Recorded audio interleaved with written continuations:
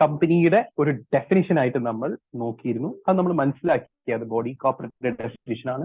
അപ്പൊ body corporate ഉണ്ടാകുന്ന എല്ലാ ഫീച്ചേഴ്സിനും കമ്പനിക്കും ഉണ്ട്. യെസ്, നമ്മൾ ഇത് മനസ്സിലാക്കിയില്ലേ? Very good. വേറെ ഏതെങ്കിലും ഈ ഡെഫിനിഷൻ, കമ്പനിയുടെ ഈ ഒരു ഡെഫിനിഷൻ ഇല്ലേ, ഇത് ആരാ പറഞ്ഞെന്ന് വെച്ചാലേ, നിങ്ങൾക്ക് ഫൗണ്ടേഷൻ പഠിച്ചപ്പോ Salmon versus A Salmon and co limited അങ്ങനെ ഒരു കേസ് പഠിച്ചിട്ടുണ്ട്. സാൽമോന്റെ കേസ്, കോർപ്പറേറ്റ് വേയില് എന്നൊക്കെ പറഞ്ഞ് നിങ്ങൾ പഠിച്ചിട്ടുണ്ടാവും. പഠിച്ചിരുന്നോ? യെസ്.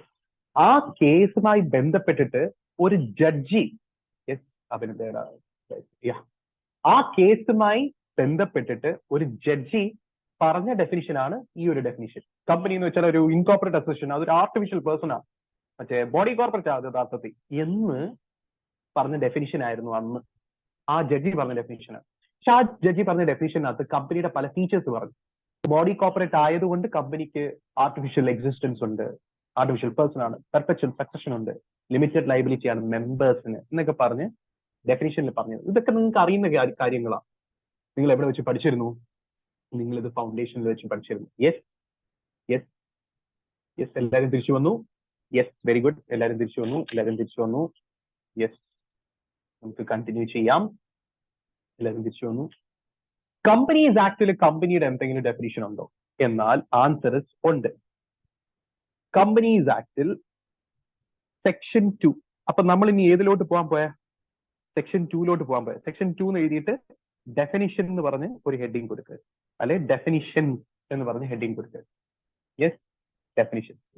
ആദ്യം ഞാൻ നിങ്ങളെ പഠിപ്പിക്കാൻ പോകുന്നത് സെക്ഷൻ 2ന്റെ ക്ലോസ് 20 ആകുന്ന ഡെഫിനിഷനാണ്. ക്ലോസ് 20. ഞാൻ പറഞ്ഞു ഡെഫിനിഷൻ സെക്ഷൻ ആയതുകൊണ്ട് സബ്സെക്ഷൻ എന്ന് പറയത്തില്ല, ക്ലോസ് എന്ന് പറയത്തുള്ളൂ. അതെന്താണ്? കമ്പനി എന്നുള്ള വാക്കിന്റെ ഡെഫിനിഷൻ ആണ്. വളരെ സിമ്പിൾ ഡെഫിനിഷൻ ആണ്. ഞാൻ നിങ്ങൾക്ക് ആക്ടും കൂടെ കാണിച്ചു തരാം.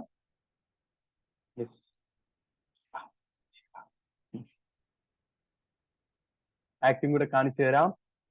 ശിവ നല്ല കുട്ടിയായിട്ടിരിക്കുന്നു, എല്ലാരും കണ്ടു. നല്ല കുട്ടി ശിവ. ശരി. കമ്പനീസ് ആക്ടിന്റെ സെക്ഷൻ 2+20 കമ്പനി കണ്ടോ? കമ്പനി എന്നുള്ള വാക്കിന്റെ ഡെഫിനിഷനാണ്. ഒന്ന് എഴുതിക്കേ, അതിന്റെ തൊട്ട് താഴെ ഇതാ ഇവിടെ എഴുതിക്കേ, നോട്ട്ബുക്കിൽ എഴുതിക്കേ. Means a company incorporated under this act. Means a company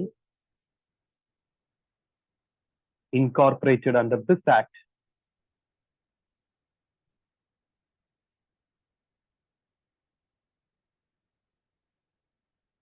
or any previous company law or under any previous company law. Waha, yes da, edikoda. Previous company law. Video on ipora. Company law. Yes. Appo company യുടെ definition ആണ് Companies Act പ്രകാരം. Company means a company incorporated under this act or under any previous company law. എന്താണ് അതിന്റെ അർത്ഥം? Company എന്ന് വെച്ചാൽ എന്താ? ഈ കമ്പനീസ് ആക്ട് പ്രകാരം പഴയ ഏതെങ്കിലും കമ്പനീസ് ആക്ട് പ്രകാരം രൂപീകരിക്കപ്പെട്ട കമ്പനികളെല്ലാം കമ്പനി എന്നുള്ള ഒരു വിചിത്രമായിട്ടുള്ള ഒരു ഡെഫിനിഷനാണ്. കമ്പനി എന്താ? കമ്പനി എന്ന് പറഞ്ഞാൽ കമ്പനിയാണ്. ഈ ആക്ട് പ്രകാരം ഇൻകോർപ്പറേറ്റ് ചെയ്ത കമ്പനികളെല്ലാം കമ്പനിയാണ്. ഈ ആക്ട് എന്ന് പറയുന്നത് കമ്പനീസ് ആക്ട് 2013. യെസ്. പക്ഷെ ആ ഡെഫിനിഷൻ അത്രയ്ക്ക് നല്ലതല്ലാത്തതുകൊണ്ടാണ് നമ്മൾ ഏത് വെച്ച് തുടങ്ങുന്നത്? കമ്പനി ഒരു ഇൻകോർപ്പറേറ്റഡ് അസോസിയേഷൻ ആണെന്നൊക്കെ വെച്ച് തുടങ്ങുന്നത്. ആ ഡെഫിനിഷൻ ഞാൻ ഡീറ്റെയിൽ ആയിട്ടൊന്നും പറഞ്ഞില്ല. നിങ്ങൾക്ക് എല്ലാവർക്കും അറിയുന്ന ഡെഫിനിഷൻ ആയതുകൊണ്ടാണ്, നിങ്ങൾ ഓൾറെഡി ഫൗണ്ടേഷൻ പഠിച്ചതുകൊണ്ടാണ് ഞാനത് ഡീറ്റെയിൽ ആയി പറയാതെ ചെറുതായിട്ടൊന്ന് ചുരുക്കി പറയുകയാണെങ്കിലേ, ഈ ഡെഫിനിഷനകത്ത് എന്തൊക്കെ എലമെന്റ്സ് പറയുന്നു? കമ്പനി ഒരു ഇൻകോർപ്പറേറ്റഡ് അസോസിയേഷൻ ആണെന്ന് പറയുന്നു. എന്താണ് ഈ ഇൻകോർപ്പറേറ്റഡ് അസോസിയേഷൻ? ഇൻകോർപ്പറേറ്റ് ചെയ്യാന്ന് വെച്ചാൽ birth through process of law, നിയമം കൊണ്ട് സൃഷ്ടിച്ചതാണ്. Birth through process of law, നിയമം കൊണ്ടാണ് നമ്മൾ ഒരു കമ്പനീനെ സൃഷ്ടിക്കുന്നത്. നമ്മളൊരു കമ്പനീനെ ഇൻകോർപ്പറേറ്റ് ചെയ്യുകയാണ്, നമ്മളൊരു കമ്പനീനെ സൃഷ്ടിക്കുകയാണ് നിയമം കൊണ്ട്. അസോസിയേഷൻ ആണ്, കുറെ വ്യക്തികളുടെ ഒരു കൂട്ടായ്മയാണ്. പറഞ്ഞു മനസ്സിലായോ? ഫോർ എക്സാമ്പിൾ, നമ്മളെ ക്ലാസ്സിൽ ഇപ്പോൾ ഒരു റഫ്ലി ഒരു 50 സ്റ്റുഡൻസ് ഉണ്ട്. നമ്മൾ 50 സ്റ്റുഡൻസും കൂടെ ചേർന്ന്, ഞാൻ ഉൾപ്പെടെ നമ്മളെല്ലാവരും കൂടെ ചേർന്ന് ഒരു 50 പേര്, നമ്മളെല്ലാവരും കൂടെ ചേർന്ന് ഒരു കമ്പനി സ്റ്റാർട്ട് ചെയ്യുക. അങ്ങനെയാണെങ്കിൽ നമ്മൾ ആ കമ്പനി എങ്ങനെ സ്റ്റാർട്ട് ചെയ്യും? കമ്പനീസ് ആക്ട് പറയുന്ന ചില പ്രൊസീജിയർ ഒക്കെ ഫോളോ ചെയ്ത് നമ്മൾ കമ്പനീനെ സ്റ്റാർട്ട് ചെയ്യണം. ആ സ്റ്റാർട്ട് ചെയ്യുന്നതിനെയാണ് ഇൻകോർപ്പറേഷൻ എന്ന് പറയുന്നത്. യെസ്. അപ്പൊ നമ്മൾ എങ്ങനെയാണ് ഇൻകോർപ്പറേറ്റ് ചെയ്തത്? കമ്പനീസ് ആക്ട് പറയുന്ന പല കാര്യങ്ങൾ ഫോളോ ചെയ്തുകൊണ്ടാണ്. മനസ്സിലായോ? നമ്മൾ 50 പേരാകുന്ന ഒരു അസോസിയേഷനാണ്. അതുകൊണ്ടാണ് നമ്മൾ സൃഷ്ടിച്ച കമ്പനീനെ എന്തെന്ന് വിളിക്കുന്നത്? ഒരു ഇൻകോർപ്പറേറ്റഡ് അസോസിയേഷൻ എന്ന് വിളിക്കുന്നത്. മനസ്സിലായോ? അങ്ങനെ സൃഷ്ടിച്ച കമ്പനിക്ക് സെപ്പറേറ്റ് ലീഗൽ എക്സിസ്റ്റൻസ് ആണെന്നാണ് പറയുന്നത്. എന്ത് എക്സിസ്റ്റൻസ് ആണ്? സെപ്പറേറ്റ് ലീഗൽ എക്സിസ്റ്റൻസ് എന്ന് വെച്ചാൽ എന്താ? നമ്മൾ സൃഷ്ടിച്ച കമ്പനി വേറെ, നമ്മൾ വേറെ. അപ്പൊ നമ്മൾ എന്ത് ചെയ്താലും അത് കമ്പനിനെ ബാധിക്കില്ല. അത് കമ്പനി ചെയ്തതല്ല. കമ്പനി ചെയ്തതെല്ലാം കമ്പനി ചെയ്തത് നമ്മളല്ല. എന്ന് വെച്ചാൽ കമ്പനി വേറെ, നമ്മൾ വേറെ. അത്രേ ഉള്ളൂ. സെപ്പറേറ്റ് ആണ്. നമ്മൾ 50 പേരും കൂടെ ചേർന്നാണ് കമ്പനി രൂപീകരിച്ചത്. നമ്മളുടെയാണ് കമ്പനി എന്ന് വെച്ച് നമ്മളും കമ്പനിയും ഒന്നല്ല. കമ്പനി വേറെ, നമ്മൾ വേറെ. അപ്പൊ നാളെ എന്തെങ്കിലും കേസോ കാര്യങ്ങളോ വല്ലതും ഉണ്ടെങ്കിൽ അത് കമ്പനിക്കെതിരെ കൊടുത്തോ? നമ്മളല്ല അത് ചെയ്തത്. കാര്യം കമ്പനി ഒരു ആർട്ടിഫിഷ്യൽ പേഴ്സണാണ്. കമ്പനി ഒരു വ്യക്തി പോലെയാ. അപ്പൊ കമ്പനി നാളെ കയറുന്ന കോൺട്രാക്ട് എന്ന് പറയുന്നത് അത് കമ്പനി കയറിയ കോൺട്രാക്റ്റാ, കമ്പനിയുടെ ഓണേഴ്സ് കയറിയ കോൺട്രാക്ട് അല്ല. അപ്പൊ നാളെ ആ കോൺട്രാക്ട് പ്രകാരം നിങ്ങൾ എന്തെങ്കിലും ബ്രീച്ച് നടത്തുകയാണെങ്കിൽ മറ്റേ പാർട്ടിക്ക് ഓണേഴ്സ് ആകുന്ന നമ്മൾ 50 പേർക്കെതിരെ കേസ് പോകാൻ പറ്റത്തില്ല. ആർക്കെതിരെ കേസ് പോകാൻ പറ്റൂ? കമ്പനിക്കെതിരെ കേസ് പോകാൻ പറ്റൂ. കാര്യം എന്താ? കമ്പനി ഒരു വ്യക്തിയാ, ഒരു ആർട്ടിഫിഷ്യൽ പേഴ്സണാ. ആ ആർട്ടിഫിഷ്യൽ പേഴ്സണായ കമ്പനിയും ഓണേഴ്സും തമ്മിൽ വ്യത്യാസമുണ്ട്. നമ്മൾ വേറെ, കമ്പനി വേറെ. ഞാൻ പറയുന്നത് മനസ്സിലാവുന്നുണ്ടോ? ഈ കമ്പനി നമ്മൾ രൂപീകരിച്ച കമ്പനി ഇല്ലേ, അതിനെന്തുണ്ട്? പെർപെച്വൽ സക്സഷൻ ഉണ്ടെന്നാണ് പറയുന്നത്. അപ്പൊ ഈ പെർപെച്വൽ സക്സഷൻ എന്ന് പറഞ്ഞാൽ എന്താ? പെർപെച്വൽ സക്സഷൻ എന്ന് പറഞ്ഞാൽ കമ്പനി ഇങ്ങനെ പൊക്കോണ്ടേയിരിക്കും. നമ്മൾ 50 പേര് കൂടിപ്പോയാ ഒരു 60-70 വയസ്സ് വരെ ചിലപ്പോൾ ജീവിച്ചെന്നിരിക്കും. പോട്ടെ, 80 വയസ്സ് വരെ ജീവിച്ചെന്നിരിക്കും. നമ്മൾ മരിച്ചു പോകും. പക്ഷെ നമ്മൾ സ്റ്റാർട്ട് ചെയ്ത കമ്പനി വളരെ സക്സസ്ഫുൾ ആയിട്ട് പോയാണെങ്കിൽ നമ്മൾ മരിച്ചതിന് ശേഷവും നമ്മളെ കമ്പനി ഇങ്ങനെ പോകും.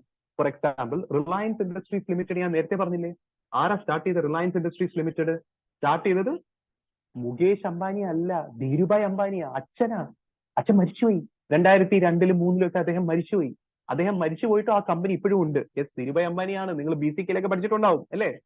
യെസ്, അദ്ദേഹം മരിച്ചിട്ട് ഇപ്പോഴും ആ കമ്പനി ഉണ്ട്. അതെന്തുകൊണ്ടാ? അദ്ദേഹം വേറെ, കമ്പനി രൂപീകരിച്ച അദ്ദേഹം വേറെ, കമ്പനിയുടെ മെമ്പർ ആകുന്ന, ഓണർ ആകുന്ന അദ്ദേഹം വേറെ, കമ്പനി വേറെ. കമ്പനിക്ക് സക്സഷൻ ഉണ്ട്. സക്സഷൻ എന്ന് പറഞ്ഞാൽ കമ്പനിയുടെ ഓണർഷിപ്പ് ഇങ്ങനെ കൈമാറി കൈമാറി വരും. എനിക്ക് വേണമെങ്കിൽ നമ്മൾ രൂപീകരിച്ച കമ്പനിയുടെ ഓണർഷിപ്പ് വിറ്റ് വേറൊരാൾക്ക് കൊടുക്കാം, അയാൾക്ക് വിറ്റ് വേറൊരാൾക്ക് കൊടുക്കാം, അയാൾക്ക് വിറ്റ് വേറൊരാൾക്ക് കൊടുക്കാം. അതിന്റെ അർത്ഥം ഞാൻ പണ്ട് ഓണറായിരുന്നു, ഇപ്പൊ അല്ല. വേറൊരാൾ ഓണറായി വന്നു, അയാൾ ഇപ്പൊ ഓണറല്ല, അയാൾ വിറ്റ് വിറ്റ് വിറ്റ് വിറ്റ് ഇങ്ങനെ കുറെ ആൾക്കാർ ഇങ്ങനെ കൈമാറി കൈമാറി വരും കമ്പനിയുടെ ഓണർഷിപ്പ്. പക്ഷെ അതൊന്നും കമ്പനിയെ ബാധിക്കില്ല. അതിന്റെ അർത്ഥം കമ്പനിയുടെ ഓണേഴ്സ് ആകുന്ന മെമ്പേഴ്സ് മരിച്ചാലും പോയാലും ഓടിയാലും ചാടിയാലും ഇരുന്നാലും കിടന്നാലും ഉറങ്ങിയാലും ഇൻസോൾവെന്റ് ആയാലും ആരെ ബാധിക്കില്ല? കമ്പനീനെ ബാധിക്കത്തേ ഇല്ല. കാര്യം കമ്പനി വേറെ, അവര് വേറെ. അപ്പൊ ഓണേഴ്സ് എല്ലാവരും മരിച്ചു പോയാലും, ഓണേഴ്സ് എല്ലാവരും മരിച്ചു പോയാലും കുഴപ്പമൊന്നുമില്ല. ആ മരിച്ചുപോയ ഓണേഴ്സിന്റെ ലീഗൽ റെപ്രസെന്റേറ്റീവ് ആയിട്ട് ആകും ഇനി അടുത്ത ഓണേഴ്സ്. അവര് മരിച്ചു പോയാലും അവരുടെ ലീഗൽ റെപ്രസെന്റേറ്റീവ്സ്. അപ്പൊ കമ്പനീനെ ബാധിക്കത്തേ ഇല്ലേ മെമ്പേഴ്സ് മരിച്ചു പോയാൽ? ഇല്ല. കാര്യം കമ്പനിക്ക് എന്തുണ്ട്? പെർപെച്വിറ്റി വരെ, എന്ന് വെച്ചാൽ എന്താ? ഇൻഫിനിറ്റി വരെ സക്സഷൻ ഉണ്ട്, ഇങ്ങനെ പൊക്കോണ്ടിരിക്കും. അപ്പൊ കമ്പനിക്ക് ഒരിക്കലും അവസാനം ഇല്ലേ? ഉണ്ട്. വൈൻഡിങ് അപ്പ് എന്ന് പറയുന്ന ചില സെക്ഷൻസ് ഉണ്ട്. വൈൻഡിങ് അപ്പിന്റെ ഒരു ചാപ്റ്റർ തന്നെ ഉണ്ട്. ആ ചാപ്റ്ററിൽ പറയുന്ന രീതിയിൽ കമ്പനീനെ നമുക്ക് അടച്ചുപൂട്ടാം. അപ്പം നിയമം കൊണ്ട് സൃഷ്ടിച്ച കമ്പനീനെ നിയമപ്രകാരം നമ്മൾ സംഹരിക്കുന്ന വരെ ഈ കമ്പനി ഇങ്ങനെ പൊക്കോണ്ടിരിക്കും. മനസ്സിലായോ? പിന്നെ മെമ്പേഴ്സിന് ലിമിറ്റഡ് ലയബിലിറ്റി ഉണ്ട്. കമ്പനിക്ക് വേണമെങ്കിൽ കോമൺ സീൽ ആകാമെന്നും കൂടെ പറയുന്നത്. ഈ ലിമിറ്റഡ് ലയബിലിറ്റി എന്താണെന്ന് ഞാൻ കുറച്ചു നേരം കഴിയുമ്പോൾ പറഞ്ഞുതരാം. മെമ്പേഴ്സ് പറഞ്ഞാൽ ഓണേഴ്സ്. എല്ലാവർക്കും ഇതുവരെ പറഞ്ഞത് പിടികിട്ടിയോ? യെസ്. അപ്പൊ നമ്മൾ ഏത് ഡെഫിനിഷൻ നോക്കി? സെക്ഷൻ 2(20) കമ്പനിയുടെ ഡെഫിനിഷൻ നോക്കി. യെസ്. അങ്ങനെയാണെങ്കിൽ നിങ്ങൾ ഒരു ഫ്രഷ് പേജ് എടുത്തേ. സർ, കുറെ പേജ് വെറുതെ ഇരിക്കുക. കുഴപ്പമില്ല കുഴപ്പമില്ല, നിങ്ങൾ ഒരു ഫ്രഷ് പേജ് എടുക്കൂ. ഫ്രഷ് പേജ് എടുക്കൂ. ഫ്രഷ് പേജിൽ എനിക്കൊരു കാര്യം ഡീറ്റെയിൽ ആയിട്ട് പറയാനുള്ളതാണ്. ഇത് നിങ്ങൾ മനസ്സിലാക്കിയിരിക്കണം. ഹെഡിങ് കൊടുത്തോ ഫ്രഷ് പേജിൽ. സ്ട്രക്ചർ ഓഫ് എ കമ്പനി എന്ന് പറഞ്ഞ് ഹെഡിങ് കൊടുത്തോ. Structure of a company.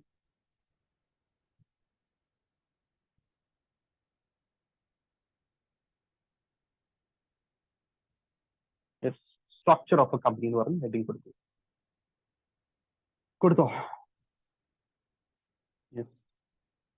ഇതിനെ 3ആയിട്ടൊന്ന് ഡിവൈഡ് ചെയ്യാനേ. 3ആയിട്ട്. യെസ്, ഇതിനെ 3ആയിട്ടൊന്ന് ഡിവൈഡ് ചെയ്യണേ.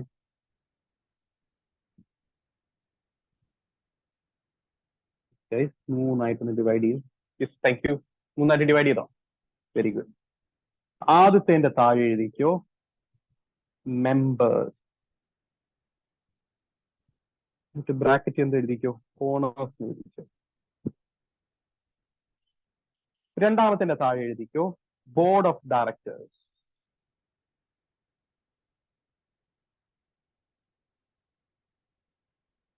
Board of directors. എഴുതിയോ? മൂന്നാമത്തിന്റെ താഴെ എഴുതിക്കോ, മാനേജ്മെന്റ്.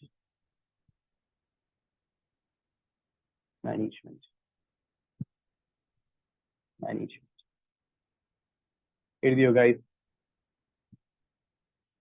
എഴുതിയോ? ശരി. അപ്പൊ ചോദ്യം ഇതാണ്, എന്താണ് നമ്മൾ ഈ ചെയ്യാൻ പോകുന്നത്? സ്ട്രക്ചർ ഓഫ് എ കമ്പനി എന്ന് പറഞ്ഞാൽ എന്താ? സിമ്പിൾ ആയിട്ട് പറഞ്ഞാൽ, ഒരു കമ്പനി ആണെങ്കിൽ ഈ 3 ആൾക്കാരുണ്ട്. ആരൊക്കെയാണ് ഈ 3 ആൾക്കാർ? അവരുടെ റോൾ എന്താണ്, അവരുടെ ഡ്യൂട്ടീസ് എന്താണ്, അവരുടെ റെസ്പോൺസിബിലിറ്റീസ് എന്താണ് എന്ന് ഞാൻ പറഞ്ഞു തരുമ്പോൾ നിങ്ങൾക്ക് ഒരു കമ്പനിയുടെ ഒരു ഹോളിസ്റ്റിക് പിക്ചർ ഉണ്ട്. എന്താണ് കമ്പനി, എങ്ങനെയാണ് കമ്പനി? ഓക്കെ. ആദ്യം കമ്പനി രൂപീകരിക്കുന്ന ആൾക്കാരുണ്ടാവും, കമ്പനിയുടെ ഓണേഴ്സ് ഉണ്ടാവും, അവരെ വിളിക്കുന്നതാണ് മെമ്പേഴ്സ്. ഞാൻ വീണ്ടും പറയാണ്, കമ്പനിയുടെ ഓണേഴ്സിനെ നമ്മൾ എന്താണ് വിളിക്കുന്നത്? മെമ്പേഴ്സ് എന്നാണ് വിളിക്കുന്നത്. മെമ്പർ എന്നുള്ള വാക്കിന് ഡെഫിനിഷൻ ഉണ്ട്. അത് സെക്ഷൻ 2 ക്ലോസ് 55 പറയുന്നത്. 55 വളരെ ഇമ്പോർട്ടന്റ് ആയിട്ടുള്ള ഒരു ഡെഫിനിഷനാണ് മെമ്പർ എന്നുള്ള വാക്കിന്റെ ഡെഫിനിഷൻ. ചില കാര്യങ്ങൾ ഞാൻ സിമ്പിൾ ആയിട്ട് പറയാം. നമ്മളെ 50 പേരുണ്ട്, ഞാൻ ഉൾപ്പെടെ. നമ്മൾ 50 പേരും കൂടെ ചേർന്ന് ഒരു കമ്പനി സ്റ്റാർട്ട് ചെയ്യാന്ന് വിചാരിച്ചോ? ചോദ്യം, എങ്ങനെ സ്റ്റാർട്ട് ചെയ്യും? നമ്മൾ ഇന്റർനാഷണൽ എയർലൈൻസ് ലിമിറ്റഡ്, യെസ്, നിങ്ങൾ ചിലപ്പോൾ ഫൗണ്ടേഷനിലും ഇന്റർവ്യൂലും ഒക്കെ ചിലപ്പോൾ കേട്ടിട്ടുണ്ടാവും. ഞാനൊരു എക്സാമ്പിൾ ആയിട്ട് നൽകുന്ന എപ്പോഴും ഇതാ, അല്ലേ? ഇന്റർനാഷണൽ എയർലൈൻസ് ലിമിറ്റഡ് എന്ന് പറഞ്ഞൊരു കമ്പനിയാണ്, കുഴപ്പമില്ല, നല്ല കമ്പനിയാണ് കേട്ടോ. ശരി, നമ്മൾ 50 പേരും കൂടെ ചേർന്ന് ഇന്റർനാഷണൽ എയർലൈൻസ് ലിമിറ്റഡ് എന്ന് പറയുന്ന ഒരു കമ്പനി ഫോം ചെയ്യാൻ പോവുകയാണ്. ഓക്കെ. എങ്ങനെ ഫോം ചെയ്യും? എങ്ങനെ ഫോം ചെയ്യണമെന്ന് വെച്ചാൽ, കമ്പനീസ് ആക്ടിന്റെ സെക്ഷൻ 7 തന്നെ പറയുന്നുണ്ട് ഒരു കമ്പനിയുടെ ഇൻകോർപ്പറേഷനുമായി ബന്ധപ്പെട്ടിട്ടുള്ള പ്രൊസീജിയർ. അണ്ടർസ്റ്റുഡ്? അപ്പൊ ഒരു കമ്പനിയെ ഇൻകോർപ്പറേറ്റ് ചെയ്യണമെങ്കിൽ പ്രൊസീജിയർ എവിടെ പറയുന്നുണ്ട്? സെക്ഷൻ 7 തന്നെ പറയുന്നുണ്ട്. അപ്പൊ സെക്ഷൻ 7 പറയുന്ന പ്രൊസീജിയർ ഫോളോ ചെയ്തുകൊണ്ട് നമുക്ക് എന്ത് ചെയ്യാം? ഒരു കമ്പനിയെ ഇൻകോർപ്പറേറ്റ് ചെയ്യാം. അപ്പൊ നമ്മൾ 50 പേരും കൂടെ ചേർന്ന് എന്ത് ചെയ്യാൻ പോയാൽ ഇന്റർനാഷണൽ എയർലൈൻസ് ലിമിറ്റഡ് എന്ന് പറഞ്ഞൊരു കമ്പനി ഫോം ചെയ്യാൻ പോയാൽ, അതിന് പ്രൊസീജിയർ ആയിട്ട് പറയുന്ന ചില കാര്യങ്ങൾ എന്താന്ന് വെച്ചാൽ, 2 ഡോക്യുമെന്റ് തയ്യാറാക്കണം. ഒരു ഡോക്യുമെന്റിന്റെ പേര് MOA, മറ്റേ ഡോക്യുമെന്റിന്റെ പേര് AOA. MOA-നകത്ത് ചില കാര്യങ്ങൾ പറയണം, AOA-നകത്ത് ചില കാര്യങ്ങൾ പറയണം. ഇതാണ് കമ്പനിയെ പറ്റി സംബന്ധിച്ചിട്ടുള്ള ഏറ്റവും ഇമ്പോർട്ടന്റ് ആയിട്ടുള്ള 2 ഡോക്യുമെന്റ്. അതിൽ ഏറ്റവും ഇമ്പോർട്ടന്റ് ആയിട്ടുള്ള ഡോക്യുമെന്റ് ആണ് MOA. അതിനെയാണ് മെമ്മോറാൻഡം ഓഫ് അസോസിയേഷൻ എന്ന് പറയുന്നത്. മറ്റതെന്താണ്? Articles of association. നിങ്ങളിത് പലതവണ കേട്ടിട്ടുണ്ട്, പരിചയമുണ്ട് നിങ്ങൾക്ക്, ആണല്ലോ. അപ്പോ ഒരു കമ്പനിനെ ഇൻകോർപ്പറേറ്റ് ചെയ്യണമെങ്കിൽ എന്ത് വേണം? ആദ്യം ഇൻകോർപ്പറേറ്റ് ചെയ്യാൻ ഉദ്ദേശിക്കുന്ന ഓണേഴ്സ് എന്ത് ചെയ്യണം? 2 ഡോക്യുമെന്റ് തയ്യാറാക്കണം. ഒരു ഡോക്യുമെന്റ് പേര് MOA, മറ്റേ ഡോക്യുമെന്റ് പേര് AOA, ആർട്ടിക്കിൾസ് ഓഫ് അസോസിയേഷനും മെമ്മോറാൻഡം ഓഫ് അസോസിയേഷനും. ഇത് പ്രിപ്പയർ ചെയ്തിട്ട് ആരെ അപ്രോച്ച് ചെയ്യണം എന്ന് വെച്ചാൽ, ഗവൺമെന്റിനെ അപ്രോച്ച് ചെയ്യണം കമ്പനി ഇൻകോർപ്പറേറ്റ് ചെയ്യാൻ. ഗവൺമെന്റ് കമ്പനികളെ ഇൻകോർപ്പറേറ്റ് ചെയ്യാൻ സഹായിക്കാൻ വേണ്ടിയിട്ടും അപ്രൂവൽ നൽകാൻ വേണ്ടിയിട്ടും പല ഡിപ്പാർട്ട്മെന്റ്സ് സൃഷ്ടിച്ചിട്ടുണ്ട്. ഒരു പ്രധാനപ്പെട്ട ഡിപ്പാർട്ട്മെന്റ് ആണ് ministry of corporate affairs. Ministry of corporate affairs, MCA എന്ന് പറയും. മനസ്സിലായോ? യെസ്, MCA എന്ന് പറയും, മിനിസ്ട്രി ഓഫ് കോർപ്പറേറ്റ് അഫയേഴ്സ്. അപ്പൊ നമുക്കൊരു കമ്പനിനെ ഇൻകോർപ്പറേറ്റ് ചെയ്യണമെങ്കിൽ എന്ത് ചെയ്യണം? MCA എന്ന് പറഞ്ഞ ഗവൺമെന്റ് ഡിപ്പാർട്ട്മെന്റ് അടുത്താണ് നമ്മൾ ബേസിക്കലി പോകാനുള്ളത്. എവിടെയാ പോണത്? MCA എന്ന് പറയുന്ന ഗവൺമെന്റ് ഡിപ്പാർട്ട്മെന്റ് അടുത്താണ് നമ്മൾ പോകാനുള്ളത്. മനസ്സിലായോ? യെസ്. എന്നാൽ MCA-യിലോട്ട് നേരിട്ട് ചെന്ന് കയറാൻ പറ്റുമെന്ന് ചോദിച്ചാൽ പറ്റില്ല. MCA-യിൽ തന്നെ ആ ഡിപ്പാർട്ട്മെന്റിൽ കുറെ ഓഫീസേഴ്സ് ഉണ്ട്. ഓക്കെ. MCA-യുടെ ഹെഡിനെയാണ് സെക്രട്ടറി MCA എന്ന് പറയുന്നത്. Secretary MCA. ഈ സെക്രട്ടറി MCA നിങ്ങൾ കേൾക്കുമ്പോൾ, സെക്രട്ടറി എന്നുള്ള വാക്ക് കേൾക്കുമ്പോഴേ നിങ്ങൾ മറ്റേ പ്രൈവറ്റ് സെക്രട്ടറി അങ്ങനെ ആലോചിക്കരുത്. MCA-യുടെ സെക്രട്ടറി എന്ന് പറഞ്ഞാൽ IAS ഓഫീസറാണ്. മനസ്സിലായോ? അപ്പൊ IAS ഒക്കെ എഴുതി കിട്ടിയ ആളാണ് MCA-യുടെ സെക്രട്ടറി ആയിട്ട് ഹെഡായിട്ട് നിൽക്കുന്നത്. ഇദ്ദേഹത്തിന്റെ മുകളിൽ, ഈ IAS ഓഫീസറിന്റെ മുകളിൽ ഇരിക്കുന്നത് കോർപ്പറേറ്റ് അഫയേഴ്സ് സെൻട്രൽ മിനിസ്റ്ററാണ്. അദ്ദേഹത്തിന്റെ മുകളിൽ ഇരിക്കുന്നത് നമ്മളെ ഫിനാൻസ് മിനിസ്റ്റർ ഒക്കെയാണ്. ഫിനാൻസ് മിനിസ്റ്ററിന്റെ മുകളിൽ ഇരിക്കുന്നതൊക്കെ പ്രൈം മിനിസ്റ്റർ ഒക്കെയാണ്. പ്രൈം മിനിസ്റ്ററിന്റെ മുകളിൽ ഇരിക്കുന്ന ഒരു രീതി പറഞ്ഞാൽ പ്രസിഡന്റാ. പ്രസിഡന്റിന്റെ മുകളിൽ ഇരിക്കുന്ന ആരാ? ദൈവമാണ്. ശരി. അപ്പൊ ഞാൻ പറയുന്നത് ചോദിച്ചിരിക്കെ, ഗവൺമെന്റ് ഏത് ഡിപ്പാർട്ട്മെന്റ് സൃഷ്ടിച്ചിട്ടുണ്ട്? കമ്പനീസിന്റെ കാര്യങ്ങളൊക്കെ നോക്കി നടത്താൻ MCA എന്ന് പറയുന്ന ഡിപ്പാർട്ട്മെന്റ് സൃഷ്ടിച്ചിട്ടുണ്ട്. MCA-യുടെ ഹെഡിനെയാണ് MCA സെക്രട്ടറി എന്ന് പറയുന്നത് IAS ഓഫീസറാണ്. മനസ്സിലായോ? ഇദ്ദേഹത്തിന്റെ കീഴിൽ റീജിയണൽ ഡയറക്ടേഴ്സ് എന്ന് പറയുന്ന കുറെ ഓഫീസേഴ്സ് ഉണ്ട്. ഓക്കെ. അപ്പൊ ഈ MCA സെക്രട്ടറിയുടെ കീഴിൽ RDs ഉണ്ട്. RD എന്ന് പറഞ്ഞാൽ എന്താ? Regional director. എന്താണ് ഗൈസ്? Regional director. യെസ്. എന്താണ് ഈ റീജിയണൽ ഡയറക്ടർ? ഇന്ത്യ എന്ന് പറയുന്ന രാജ്യമില്ലേ, അതിനെ പല റീജിയൻ ആയിട്ട് ഡിവൈഡ് ചെയ്തിട്ടുണ്ട്. North India, south India, east India, west India, central India, അങ്ങനെയൊക്കെ പറഞ്ഞ് ഡിവൈഡ് ചെയ്തിട്ടുണ്ട് ഇന്ത്യനെ. അതിന് സൗത്ത് ഇന്ത്യ എന്ന് പറയുന്നത് കേരളയുണ്ട് സ്റ്റേറ്റ് ആയിട്ട്, തമിഴ്നാട് ഉണ്ട്, ആന്ധ്രയുണ്ട്, കർണാടകയുണ്ട്, തെലങ്കാനയുണ്ട്. ഇത്രയും സ്റ്റേറ്റുകൾ വരുന്ന റീജിയനെയാണ് സൗത്ത് റീജിയൻ എന്ന് പറയുന്നത്. ഈ സൗത്ത് റീജിയന്റെ ഹെഡിനെയാണ് സദേൺ റീജിയണൽ ഡയറക്ടർ എന്ന് പറയുന്നത്. മനസ്സിലായോ? എല്ലാവർക്കും പറഞ്ഞു കിട്ടിയോ? അപ്പൊ നോർത്തേൺ റീജിയണൽ ഡയറക്ടർ എന്ന് പറഞ്ഞാൽ എന്താ? നോർത്തേൺ ചില സ്റ്റേറ്റുകളുടെ ഹെഡ്, ഈസ്റ്റേണും അതുപോലെ വെസ്റ്റേണും അതുപോലെ സെൻട്രലും അതുപോലെ. എല്ലാവർക്കും പറഞ്ഞു പിടി കിട്ടിയോ? അപ്പൊ MCA എന്ന് പറയുന്ന ഡിപ്പാർട്ട്മെന്റ് ഹെഡാണ് MCA സെക്രട്ടറി. അദ്ദേഹത്തിന്റെ കീഴിലാണ് RDകൾ. RDകൾ എന്ന് പറഞ്ഞാൽ റീജിയണൽ ഡയറക്ടർ. റീജിയണൽ ഡയറക്ടേഴ്സിന്റെ കീഴിലാണ് നമ്മളുടെ ROC, രജിസ്ട്രാർ ഓഫ് കമ്പനി. എത്ര പേരുണ്ടെന്ന് വെച്ചാൽ രജിസ്ട്രാർ ഓഫ് കമ്പനീസ് ഓരോ സ്റ്റേറ്റിലും ഓരോ രജിസ്ട്രാർ ഉണ്ട്. അപ്പൊ കേരളയ്ക്ക് ഒരു രജിസ്ട്രാർ ഓഫ് കമ്പനീസ് ഉണ്ട്. അദ്ദേഹം ഇരിക്കുന്നത് എറണാകുളത്താണ്. എറണാകുളം ROC എന്ന് പറയും. തമിഴ്നാട്ടിലുണ്ടോ ഒരു ROC? ഉണ്ട്, 2 ഉണ്ട്. ചെന്നൈയിലും ഉണ്ട്, കോയമ്പത്തൂരും ഉണ്ട്. തമിഴ്നാടും മഹാരാഷ്ട്രയൊക്കെയാണ് ഏറ്റവും കൂടുതൽ കമ്പനികൾ ഇൻകോർപ്പറേറ്റ് ചെയ്ത സ്റ്റേറ്റുകൾ കേട്ടോ. അപ്പോ മഹാരാഷ്ട്രയിലുണ്ടോ? ഉണ്ട്. പൂനെയിലും ഉണ്ട്, മുംബൈയിലും ഉണ്ട്, കർണാടകയിലുണ്ട്, ഉണ്ട്, ബാംഗ്ലൂര്. അങ്ങനെ ഓരോ സ്റ്റേറ്റിലും എന്തുണ്ട്? അറ്റ്ലീസ്റ്റ് ഒരെണ്ണമെങ്കിലും ROC ആയിട്ടുണ്ട്. പറഞ്ഞിട്ട് കിട്ടിയോ? അപ്പോ MCA എന്ന് പറയുന്ന ഗവൺമെന്റ് ഡിപ്പാർട്ട്മെന്റ് മനസ്സിലായോ? ഈ ഡിപ്പാർട്ട്മെന്റിന്റെ ഹെഡാണ് MCA സെക്രട്ടറി. അദ്ദേഹത്തിന്റെ കീഴിൽ RDs ഉണ്ട്, റീജിയണൽ ഡയറക്ടേഴ്സ്. അവരുടെ കീഴിലാണ്, ഈ റീജിയണൽ ഡയറക്ടേഴ്സിന് കീഴിലാണ് ROCകൾ ഉള്ളത്. അതിന്റെ അർത്ഥം സദേൺ റീജിയണൽ ഡയറക്ടർ ഇല്ലേ, സദേൺ റീജിയണൽ ഡയറക്ടറിന്റെ കീഴിൽ കേരള ROC ഉണ്ട്, കർണാടക ROC എന്ന് പറഞ്ഞാൽ ബാംഗ്ലൂർ ROC ആണ്. ഓക്കെ. തെലങ്കാന ROC ഉണ്ട്, ആന്ധ്ര ROC ഉണ്ട്, തമിഴ്നാട് ROC ഉണ്ട്. അപ്പം എല്ലാവർക്കും സ്ട്രക്ചർ മനസ്സിലായോ? MCയുടെ ഹെഡ് ആരാ? ഒരു രീതി പറഞ്ഞാൽ സെക്രട്ടറിയാ, പക്ഷെ അദ്ദേഹത്തിന്റെയും കൂടെ ഹെഡ് ആരാ? ഫിനാൻസ് മിനിസ്റ്ററൊക്കെയാണ് കേട്ടോ. എന്നാൽ നിങ്ങൾക്ക് ഒരു സത്യം കൂടെ ഞാൻ പറഞ്ഞുതരാം, നിങ്ങൾ അത് ശ്രദ്ധിച്ചിട്ടും ഉണ്ടാവും. MCA എന്ന് പറയുന്ന ഡിപ്പാർട്ട്മെന്റിന്റെ കീഴിലാണ് ICAIയും ICMAIയും ICSIയും ഒക്കെ വരുന്നത്. മനസ്സിലായോ? അപ്പൊ നിങ്ങൾ RTIയിലെ നിങ്ങളുടെ പേപ്പറിന് വേണ്ടിയിട്ട് നിങ്ങൾ അപ്ലൈ ചെയ്യുമ്പോഴേ, നിങ്ങൾ എഴുതിയ പേപ്പറിന് വേണ്ടിയിട്ട് അപ്ലൈ ചെയ്യുമ്പോഴേ ഡിപ്പാർട്ട്മെന്റ് സെലക്ട് ചെയ്യുമ്പോൾ MCA ഡിപ്പാർട്ട്മെന്റ്, അതിന്റെ അകത്താണ് ICA വരുന്നത്. മനസ്സിലായോ? യെസ്. എല്ലാവർക്കും കിട്ടിയോ? യെസ്. അങ്ങനെയാണെങ്കിലേ, യെസ്, വെരി ഗുഡ്. അങ്ങനെയാണെങ്കിലേ നമുക്ക് 50 പേർക്കും കൂടെ ചേർന്ന് ഒരു കമ്പനി സ്റ്റാർട്ട് ചെയ്യണം. നമ്മൾ ആരെ ചെന്ന് അപ്രോച്ച് ചെയ്യും? ഗവൺമെന്റിനെ. ഏത് ഗവൺമെന്റിനെ? നമ്മൾ കേരളയില് ഒരു കമ്പനി രജിസ്റ്റർ ചെയ്യാൻ നോക്കിയാൽ, അപ്പം സദേൺ റീജിയണൽ ഡയറക്ടറിന്റെ കീഴിലുള്ള എറണാകുളം ROCനെ അപ്രോച്ച് ചെയ്യും. അപ്രോച്ച് ചെയ്തിട്ട് നമ്മൾ എന്തൊക്കെ ഡോക്യുമെന്റ്സ് കൊടുക്കും? സാറേ, നമ്മൾ കമ്പനി രൂപീകരിക്കാൻ ഉദ്ദേശിക്കുകയാണ്. നമ്മൾ തരുന്ന ഡോക്യുമെന്റ്സ് ആണ് ഈ MOAയും AOAയും. ഈ 2 ഡോക്യുമെന്റ്സും അദ്ദേഹത്തിന് സമർപ്പിക്കണം. പ്ലസ് എന്തും കൂടെ കൊടുക്കണമെന്ന് അറിയോ? രജിസ്ട്രേഷൻ ഫീസും കൂടെ കൊടുക്കണം. എന്ത് ഫീസ് കൊടുക്കണം? രജിസ്ട്രേഷൻ ഫീസ്, കമ്പനി രജിസ്റ്റർ ചെയ്യാനുള്ള ഫീസ്. ഇത് നിങ്ങളെല്ലാം കറക്റ്റ് ആയിട്ട് ചെയ്തിട്ടുണ്ടെങ്കിൽ, സെക്ഷൻ 7 പറയുന്ന പ്രൊസീജിയർ എല്ലാം കറക്റ്റ് ആയിട്ട് ചെയ്തിട്ടുണ്ടെങ്കിൽ, നിങ്ങളുടെ കമ്പനി അദ്ദേഹം എന്ത് ചെയ്തു തരും? ഇൻകോർപ്പറേറ്റ് ചെയ്യാനുള്ള അനുവാദം നൽകും. അങ്ങനെ നിങ്ങളുടെ കമ്പനി ജനിച്ചു. മനസ്സിലായോ? അല്ലെങ്കിൽ നമ്മളുടെ കമ്പനി ജനിച്ചു.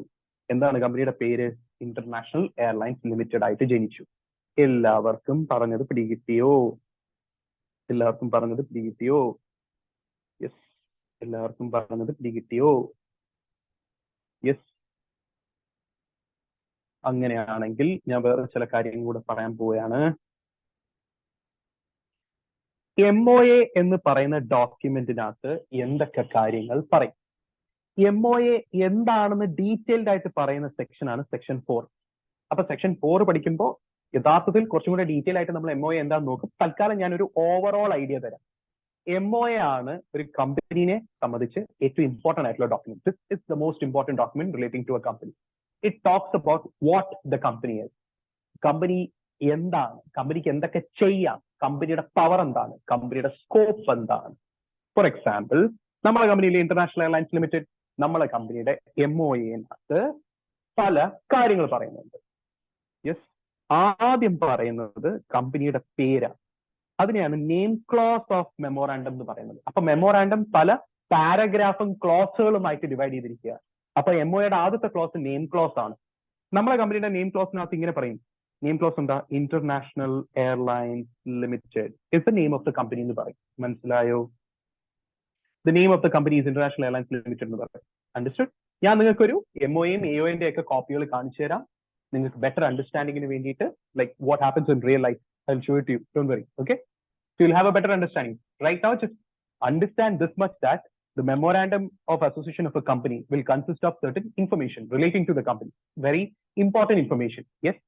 One such information is the name of the company, which is the first information that you're going to provide in your MOA. Understood? The next information is registered office of the company. Yes. Registered office clause എന്ന് പറയുന്നത്. Yes. ചോദ്യതാണ്, എന്താണ് ഈ registered office close? വളരെ simple ആയിട്ട് പറഞ്ഞാൽ, ഏത് സ്റ്റേറ്റിലാണ് കമ്പനിയുടെ registered office? ഏത് സ്റ്റേറ്റിലാണ് കമ്പനിയുടെ രജിസ്റ്റേർഡ് ഓഫീസ്? നമ്മളെ കമ്പനിയുടെ രജിസ്റ്റേർഡ് ഓഫീസിന്റെ സ്റ്റേറ്റ് ഏതാന്ന് വെച്ചാൽ Kerala, the state of Kerala. മനസ്സിലായോ? അപ്പൊ എന്ത് എഴുതും അറിയാം എംഒയില്? The registered office of the company is situated in the state of Kerala എന്ന് പറയും. മനസ്സിലായോ? രജിസ്റ്റേർഡ് ഓഫീസ് ക്ലോസിനെ വേറൊരു ഓമന പേര് വെച്ചും വിളിക്കും, domicile clause. Okay, I am domiciled in India എന്ന് പറഞ്ഞാൽ എന്താ? ഞാൻ താമസിക്കുന്നത് ഇന്ത്യയിൽ നിന്നാണ് അതിന്റെ അർത്ഥം. സോ ഡൊമസൈൽ ക്ലോസ് എന്ന് പറയും. അണ്ടർസ്റ്റുഡ്? മൂന്നാമത്തെ close object close. Object close. Yes, object close. ഈ ഒബ്ജക്ട് ക്ലോസിനകത്ത് എന്താ പറയുന്നത് വെച്ചാൽ, കമ്പനി എന്തിനാണ് രൂപീകരിച്ചത്? The purpose of foaming the company. നമ്മൾ എന്തിനാ കമ്പനി രൂപീകരിച്ചത്? ബിസിനസ് ചെയ്യാനാ. ഏത് മേഖലയില്? എയർലൈൻസ് മേഖലയില്. മനസ്സിലായോ?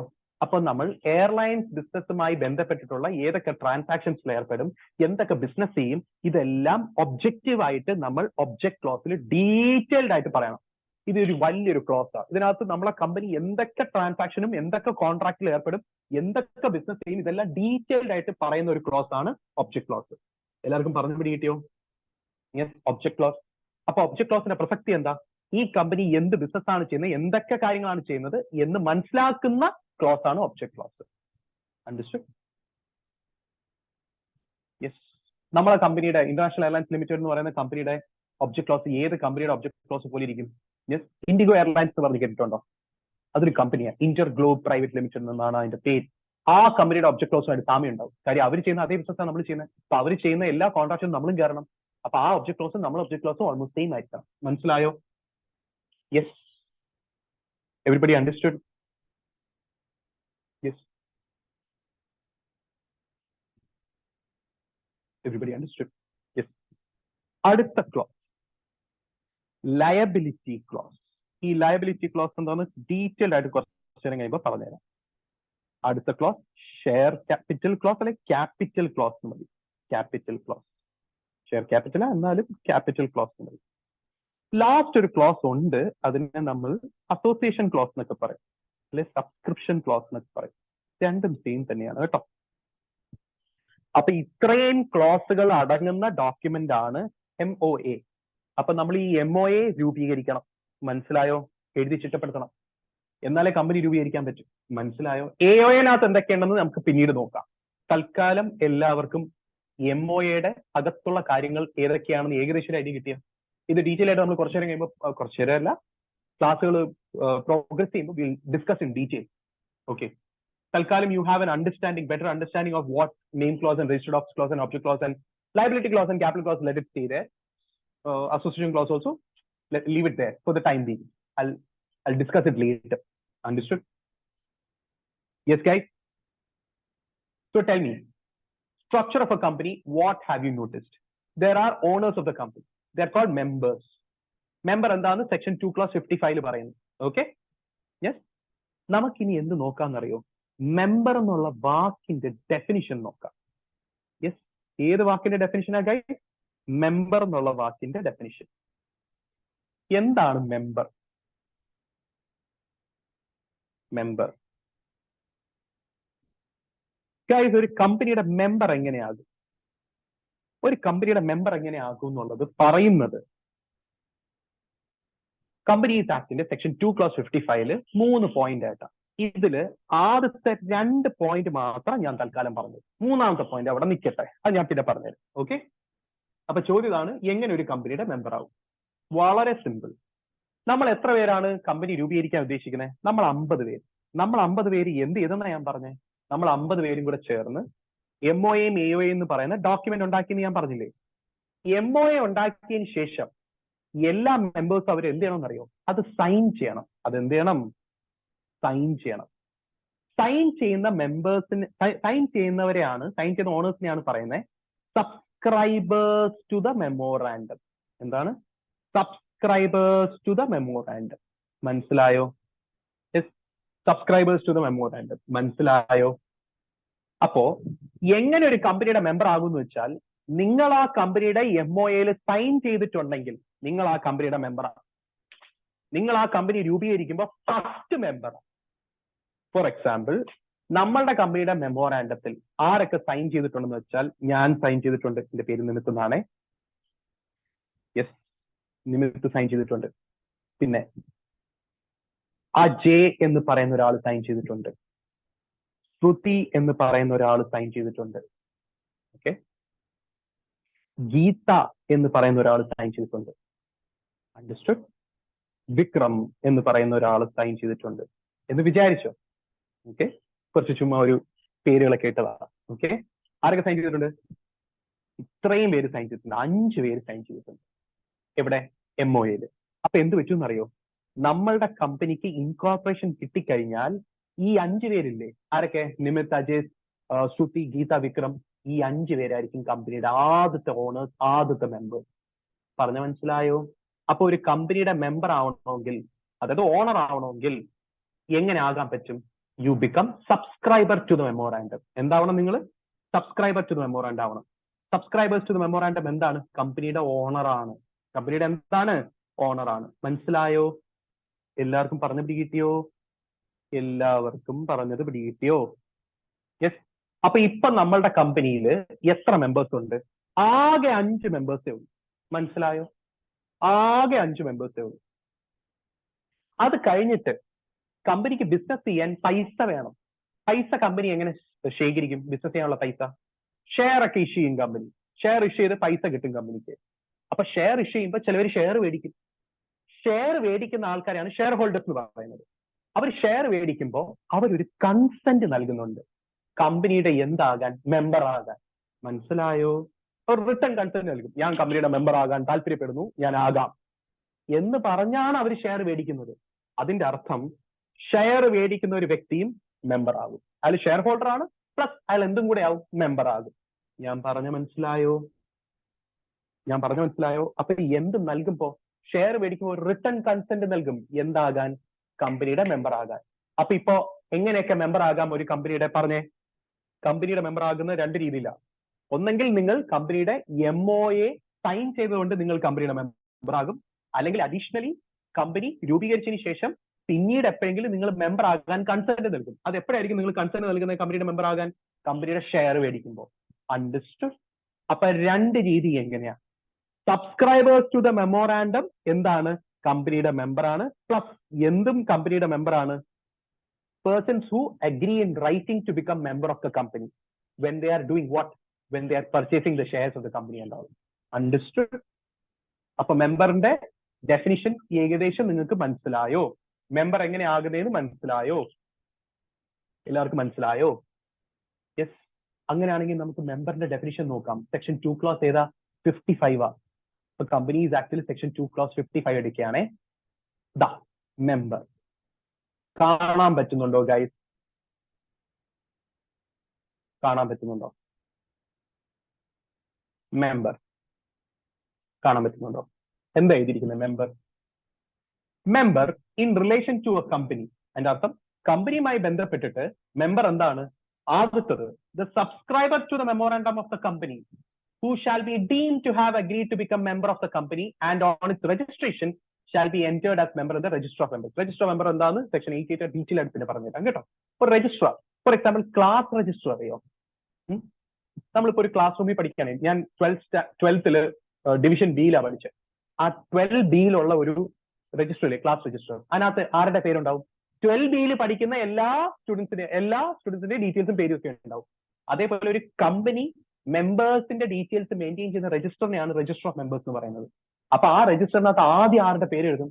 സബ്സ്ക്രൈബേഴ്സ് ടു ദ മെമ്മോറാണ്ടത്തിന്റെ പേര് എഴുതും. മനസ്സിലായോ? അത് കഴിഞ്ഞിട്ട് ആരുടെ പേര് എഴുതും? അതായത് അത് കഴിഞ്ഞിട്ട് ആരായിരിക്കും മെമ്പർ ആകാൻ പോകുന്നത്? രണ്ടാമത്തെ പോയിന്റ് നോക്കിക്കേ, every other person who agrees in writing to become a member of the company and whose name is entered in the register of members of the company. അതിന്റെ അർത്ഥം എന്താ? 3 രീതിയുണ്ട് മെമ്പർ ആകാൻ. മൂന്നാമത്തെ രീതി തൽക്കാലം അവിടെ നിൽക്കട്ടെ. 2 രീതി പറഞ്ഞേ. ഒരു കമ്പനിയുടെ മെമ്മോറാണ്ടത്തിൽ സബ്സ്ക്രൈബ് ചെയ്യുന്ന ആൾക്കാര് കമ്പനിയുടെ ഫസ്റ്റ് മെമ്പേഴ്സ്. പിന്നീട് ഒരു കമ്പനിയുടെ മെമ്പർ ആകാൻ റിട്ടേൺ കൺസെന്റ് നൽകുന്ന ആളും കമ്പനിയുടെ മെമ്പർ. എപ്പോഴാണ് റിട്ടേൺ കൺസെന്റ് നൽകുന്നത്? യൂഷ്വലി കമ്പനിയുടെ ഷെയർ ഒക്കെ മേടിക്കുന്നത്. മനസ്സിലായോ? എല്ലാവർക്കും ഇതുവരെ പറഞ്ഞത് പിടികിട്ടിയോ? എല്ലാവർക്കും ഇതുവരെ പറഞ്ഞ് മനസ്സിലായോ? മെമ്പറുടെ ഡെഫിനിഷൻ ഇമ്പോർട്ടന്റ് ആണ് കേട്ടോ. അത് ഫുൾ ആയിട്ടൊന്നും പഠിക്കണ്ട, നിങ്ങൾ ലോജിക്കലി പഠിച്ചാൽ മതി. അതിനകത്ത് നിങ്ങൾക്ക് എഴുതാവുന്നതേ ഉള്ളൂ. സബ്സ്ക്രൈബേഴ്സും പിന്നെ person who has given written consent to act as member of the company. Yes, എല്ലാവർക്കും മനസ്സിലായോ? യെസ്. അങ്ങനെയാണെങ്കിൽ ഞാൻ വീണ്ടും ചോദിക്കുകയാണ്, ഒരു കമ്പനി ആണെങ്കിൽ 3 പേരുണ്ട്. അതിൽ പ്രധാനപ്പെട്ട ആദ്യത്തെ ആളാരാ? മെമ്പർ ആണ്. ആണല്ലോ. അങ്ങനെയാണെങ്കിൽ നമ്മൾ 50 പേരുണ്ട്. നമ്മൾ 50 പേരും മെമ്പറായി. കുറച്ച് പേര് സബ്സ്ക്രൈബേഴ്സ് ടു ദ രീതിയിൽ മെമ്പറായി, പിന്നെ ഒരു ഷെയർ എടുത്തു, പിന്നെ വേറെ കുറെ പേര് ഷെയർ എടുത്ത് മെമ്പറായി. അങ്ങനെ നമ്മൾ 50 പേരും മെമ്പേഴ്സാണ്. എല്ലാവർക്കും പറഞ്ഞു മനസ്സിലായോ? അടുത്ത ചോദ്യം, ബോർഡ് ഓഫ് ഡയറക്ടേഴ്സ്. ആരാണ് ഈ ബോർഡ് ഓഫ് ഡയറക്ടേഴ്സ്? നിങ്ങൾ ഒരു കാര്യം മനസ്സിലാക്കണം. മെമ്പർ എന്ന് പറഞ്ഞാൽ ഓണറാണ്. നമ്മൾ 50 പേരും ഓണറായി. നമ്മൾ 50 പേരും കൂടെ ചേർന്ന് ഒരു കമ്പനി രൂപീകരിച്ചു. ആ കമ്പനിയാണ് ഇന്റർനാഷണൽ എയർലൈൻസ് ലിമിറ്റഡ്. കഴിച്ചിട്ടോ, ഈ ഇന്റർനാഷണൽ എയർലൈൻസ് ലിമിറ്റഡ് എന്ന് പറഞ്ഞ കമ്പനി എന്ത് ബിസിനസ് ചെയ്യുന്ന കമ്പനിയാണ്? എയർലൈൻസ് ബിസിനസ്സാണ്. എയർലൈൻസ് ബിസിനസ് എന്ന് പറഞ്ഞാൽ എന്താ? പാസഞ്ചേഴ്സിനെ ഒരു സ്ഥലത്തുനിന്ന് വേറൊരു സ്ഥലത്തോട്ട് കൊണ്ടുപോകുന്ന ബിസിനസ് ചെയ്യുന്ന കമ്പനിയാണ് എയർലൈൻസ് ബിസിനസ്. ഗുഡ്സും ട്രാൻസ്പോർട്ട് ചെയ്യും, പാസഞ്ചേഴ്സിനെ ട്രാൻസ്പോർട്ട് ചെയ്യും. ആണല്ലോ. എന്ന് പറയുന്ന എയർലൈൻ സർവീസ് പ്രൊവൈഡ് ചെയ്യുന്ന കമ്പനിയാണ് ഇന്റർനാഷണൽ എയർലൈൻസ് ലിമിറ്റഡ്. ആണോ? യൂഷ്വലി ഒരു എയർലൈൻസ് കമ്പനി ആകുമ്പോഴേ അവർക്ക് എന്തുണ്ടെന്ന് അറിയോ? റൂട്ട് പെർമിറ്റും റൂട്ടൊക്കെ ഉണ്ടാവും. അതായത് എവിടം തൊട്ട് എവിടം വരെയാണ് ഫ്ലൈറ്റ് ഓടുന്നത്. മനസ്സിലായോ? യെസ്. അപ്പൊ ഞാനൊരു ഓണർ അല്ലേ? അതേപോലെ ക്ലാസ്സിൽ ഷേബ എന്ന് പറയുന്ന ഒരു സ്റ്റുഡന്റ് ഉണ്ട്. യെസ്, ഷേബയുണ്ട്. പിന്നെ നന്ദിനി ഉണ്ട്. യെസ്. പിന്നെ ആദിത്യ ഉണ്ട്. യെസ്. പിന്നെ ഗൗതം ഉണ്ട്. അങ്ങനെ കുറെ സ്റ്റുഡൻസ് ഉണ്ട്. ആണോ? നമ്മൾ എല്ലാവരും കമ്പനിയുടെ ഓണേഴ്സാ, മെമ്പേഴ്സാ. ഇപ്പോ മെമ്പർ ആയാൽ എന്താ ഗുണം? ഓണർ ആയാൽ എന്താ ഗുണം? കമ്പനിയുടെ തീരുമാനങ്ങളൊക്കെ എടുക്കാൻ നമുക്ക് അവകാശങ്ങളുണ്ട്, അല്ലേ? അപ്പൊ എനിക്കും അവകാശമുണ്ട്, ഷേബയ്ക്കും ഉണ്ട്, നന്ദിനിക്കും ഉണ്ട്, ആദിത്യയ്ക്കും ഉണ്ട്, ഗൗതമിനും ഉണ്ട്. നമുക്ക് എല്ലാവർക്കും അവകാശങ്ങളുണ്ട് കമ്പനിയെ പറ്റി തീരുമാനം എടുക്കാൻ. കാര്യം കമ്പനിയുടെ ഓണറാ. നമ്മൾ കമ്പനിക്ക് പൈസ കൊടുത്ത് നമ്മൾ സൃഷ്ടിച്ച കമ്പനിയാണ്. അപ്പൊ ബിസിനസ് എങ്ങനെ ചെയ്യണമെന്ന് നമ്മൾ തീരുമാനിക്കും, അല്ലേ? അപ്പൊ ഞാൻ എന്ത് പറഞ്ഞെന്നറിയോ? ഞാൻ പറഞ്ഞു നമുക്ക് കമ്പനിയുടെ route, yes, Trivandrum to Qatar വെക്കാന്ന്. ഷേബ പറഞ്ഞു നമുക്ക് എറണാകുളം ടു ദുബായ് വെക്കാം. നന്ദിനി പറഞ്ഞു അതൊന്നും വേണ്ട, നമുക്ക് ട്രിവാൻഡ്രം ടു പാരീസ് വെക്കാം. ആദിത്യ പറഞ്ഞു നമുക്ക് ഇതൊന്നും വേണ്ട, മുംബൈ ടു കാനഡ വെക്കാം. എല്ലാരും കാനഡയിലോട്ട് പോയ കാനഡ വെക്കാം. ഗൗതം പറഞ്ഞു അതൊന്നും വേണ്ടേ, നമുക്ക് ഇന്ത്യയിൽ തന്നെ കറങ്ങാം.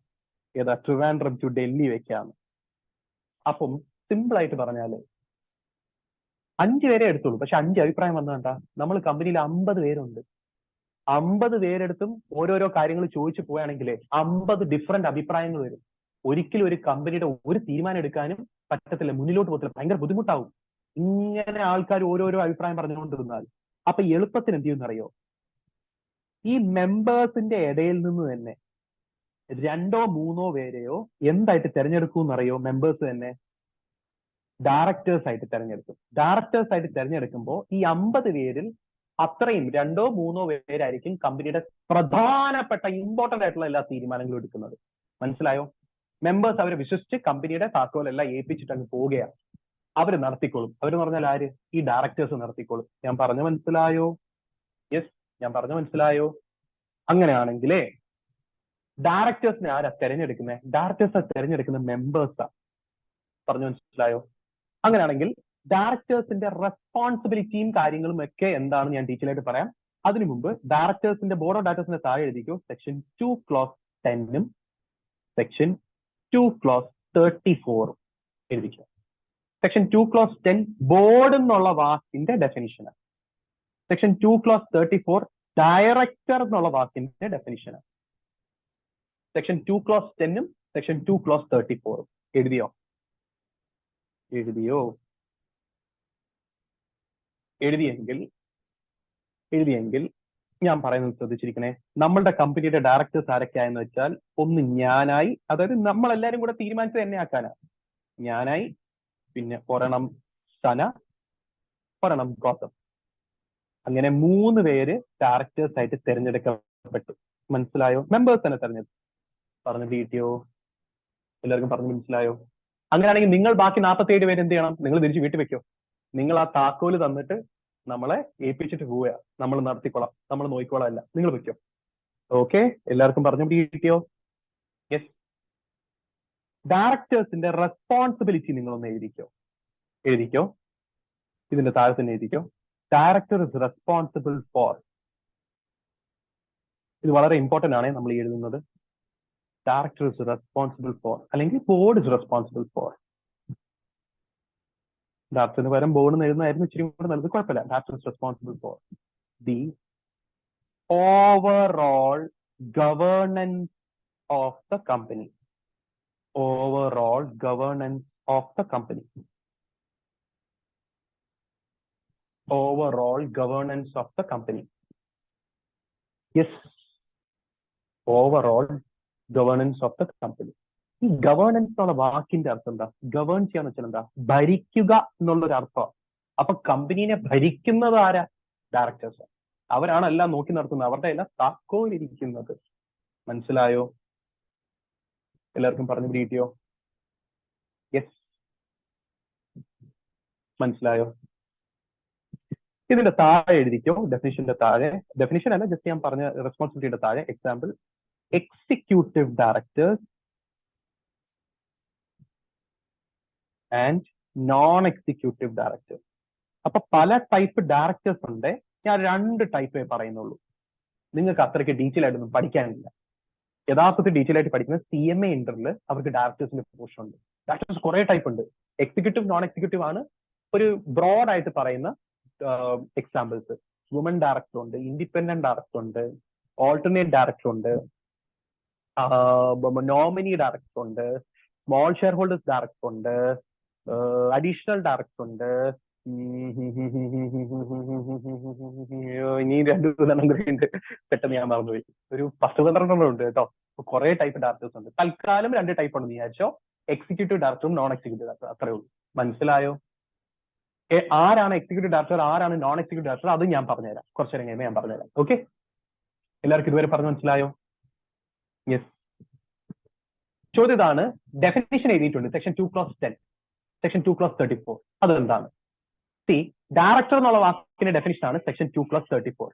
ഡയറക്ടർ ആരാന്ന് ചോദിച്ചാൽ, ഇൻഡിവിജ്വലി ഞാനൊരു ഡയറക്ടർ, ഇൻഡിവിജ്വലി സന ഒരു ഡയറക്ടർ, ഇൻഡിവിജ്വലി ഗൗതം ഒരു ഡയറക്ടർ. നമ്മൾ ഈ ശബ്ദം ഇച്ചിരി കുറച്ച്.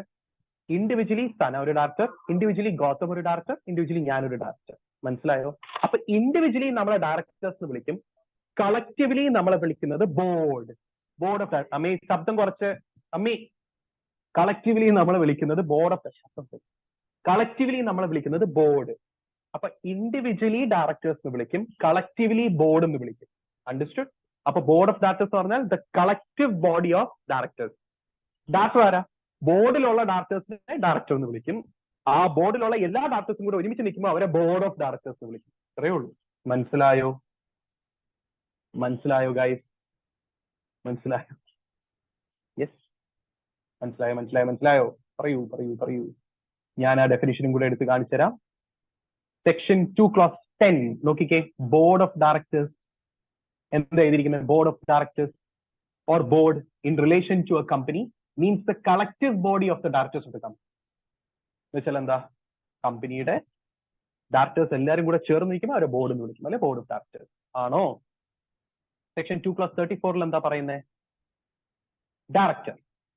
Director means a director appointed to the board of a company. കമ്പനിയുടെ ബോർഡിലുള്ള ഡയറക്ടറിനെയാണ് ഡയറക്ടർ എന്ന് വിളിക്കുന്നത്. നമ്മൾ ഇത്രയും നാളായിട്ട് അറിഞ്ഞത് നമ്മൾ വിചാരിച്ചെന്താ മൂവി ഡയറക്ടർ ആണെന്നോ?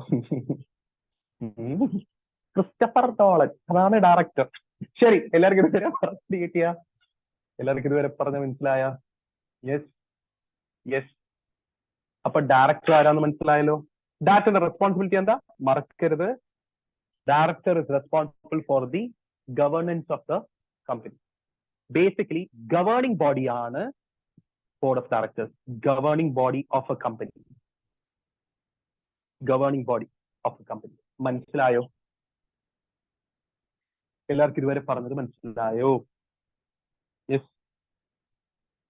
അങ്ങനെയാണെങ്കിൽ അടുത്തത് കിടക്കുന്നത് മാനേജ്മെന്റ് ആണ്. അപ്പൊ ചോദ്യം ഇതാണ്, ആരാണ് ഈ മാനേജ്മെന്റ്? ഇവരൊക്കെ ആയി, ഇനി മാനേജ്മെന്റ് ആരാണ്? മാനേജ്മെന്റിന്റെ എക്സാമ്പിൾസ് ആയിട്ട് നിങ്ങൾ ഒന്ന് എഴുതിക്കേ. മാനേജ്മെന്റിന്റെ എക്സാമ്പിൾ. മാനേജ്മെന്റ് ഇത് ഞാൻ പറഞ്ഞുതരാം. റെസ്പോൺസിബിലിറ്റി ഞാൻ പിന്നെ പറഞ്ഞുതരാം. എക്സാമ്പിൾ ആയിട്ട് എഴുതിക്കോ management example. CEO, CFO, CS, MD, whole time director ആണ് WTD എന്ന് എഴുതിക്കോ. ഇവരെ എല്ലാരെയും കൂടെ ചേർത്ത് ഒരു ഓമന പേര് വെച്ച് വിളിക്കും. KMP, കീ മാനേജീരിയൽ പേഴ്സണൽ എന്നൊക്കെ പറഞ്ഞു വിളിക്കും. ഞാൻ പറയുന്നത് മനസ്സിലാവുന്നുണ്ടോ? KMP എന്ന് വിളിക്കും. Key managerial personnel. എഴുതിയോ? താഴെ റെസ്പോൺസിബിലിറ്റി എഴുതിക്കോ. Management is responsible. Management is responsible for the day-to-day running and management of the company. For the day-to-day running and management of the company. For the day-to-day running and management of the company. Management is responsible for the day-to-day running and management of the company. എഴുതിയോ?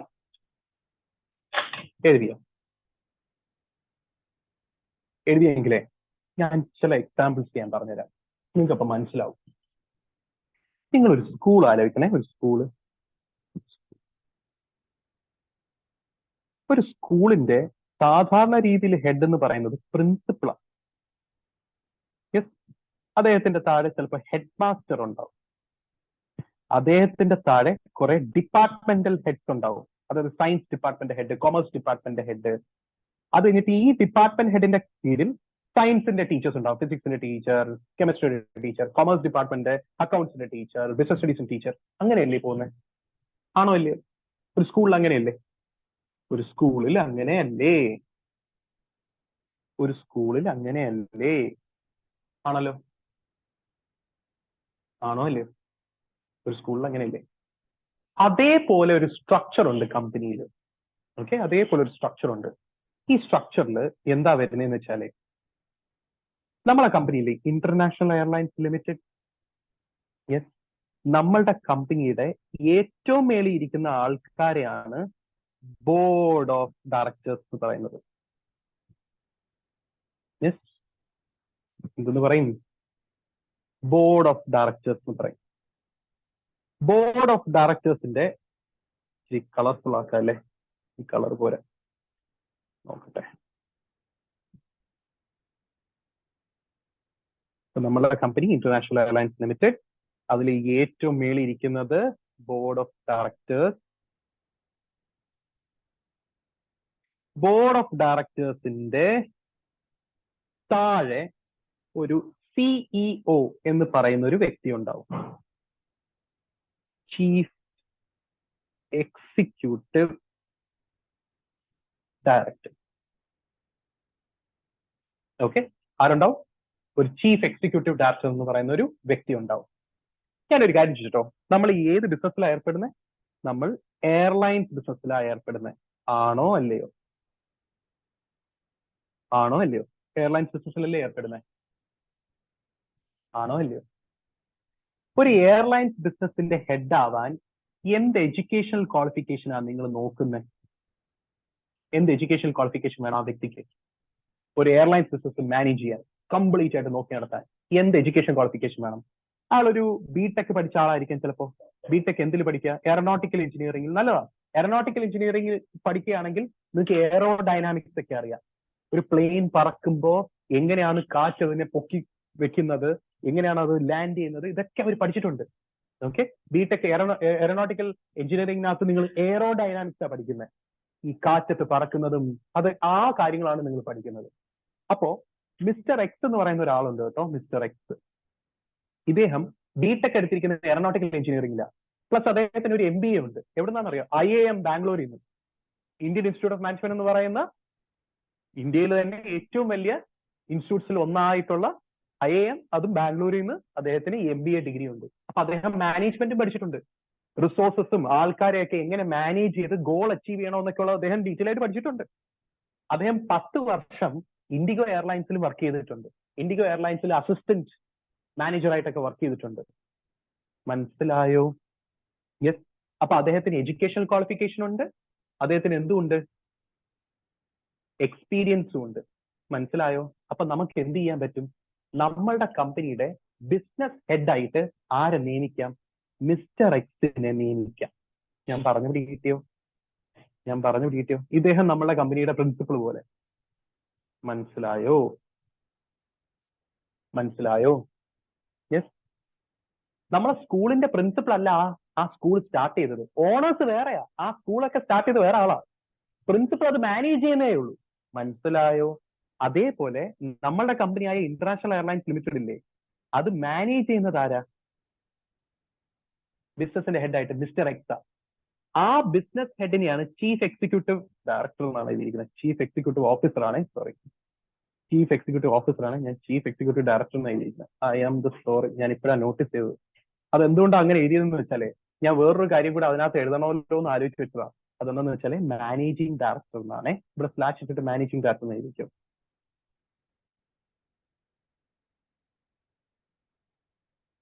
Yes, managing director എന്ന് എഴുതിക്കും. ഞാൻ ആ കാര്യം മനസ്സിൽ വെച്ച് അറിയാതെ എഴുതിപ്പോയി. Yes, ശരി. അപ്പൊ നമ്മൾ ആരെയാണ് നമ്മളെ കമ്പനിയുടെ ബിസിനസിന്റെ ഹെഡ് ആയിട്ട് നിയമിച്ചിരിക്കുന്നത്? മിസ്റ്റർ എക്സിനെ. അത് എന്തുകൊണ്ടാണ് നിയമിച്ചിരിക്കുന്നത്? കാര്യം അദ്ദേഹത്തിന് എഡ്യൂക്കേഷൻ ക്വാളിഫിക്കേഷൻ ഉണ്ട്, എക്സ്പീരിയൻസ് ഉണ്ട്. ഹിൽ ബി എ ഗുഡ്, നമ്മളുടെ കമ്പനിയുടെ മാനേജ് ചെയ്യാൻ വേണ്ടിയിട്ടുള്ള ഒരു he'll be a good chief executive officer. Understood? Chief executive officers are also known as managing directors. Why I will say that later on. Understood? അപ്പൊ നമ്മുടെ കമ്പനിയിൽ ഇപ്പൊ 2 പേരായി. ഒന്ന് ബോർഡ് ഓഫ് ഡയറക്ടേഴ്സ് ആയി. പിന്നെ ബോർഡ് ഓഫ് ഡയറക്ടേഴ്സ് തന്നെ ആരെ നിയമിച്ചു? ചീഫ് എക്സിക്യൂട്ടീവ് ഓഫീസർ ആയിട്ട് മിസ്റ്റർ എക്സിനെ നിയമിച്ചു. അപ്പൊ നമ്മൾ 3 പേരാകുന്ന ഞാൻ, സന, ഗൗതം, നമ്മൾ 3 പേരും കൂടെയാണ് ചേർന്ന് ആരെ നിയമിച്ചത്? സിഇഒനെ നിയമിച്ചത്. എല്ലാവർക്കും ഇതുവരെ പറഞ്ഞു മനസ്സിലായോ? സിഇഒ കഴിഞ്ഞാൽ സിഇഒയുടെ കീഴിൽ കുറെ ഡിപ്പാർട്ട്മെന്റ്സ് ഉണ്ടാവും. സിഇഒയുടെ കീഴിൽ എന്തുണ്ടാവും? കുറെ ഡിപ്പാർട്ട്മെന്റ്സ് ഉണ്ടാവും. ഈ ചീഫിന്റെ സ്പെല്ലിംഗ് വരെ തെറ്റാണല്ലോ എഴുതിയിരിക്കുന്നത്. ഏതിലോട്ടായിരിക്കുന്നു? ചീഫിന്റെ സ്പെല്ലിംഗ് ഇതാണോ? ചീഫിന്റെ സ്പെല്ലിംഗ് എന്താ ഗൈസ്? എനിക്കിപ്പോ ഒരു സംശയം.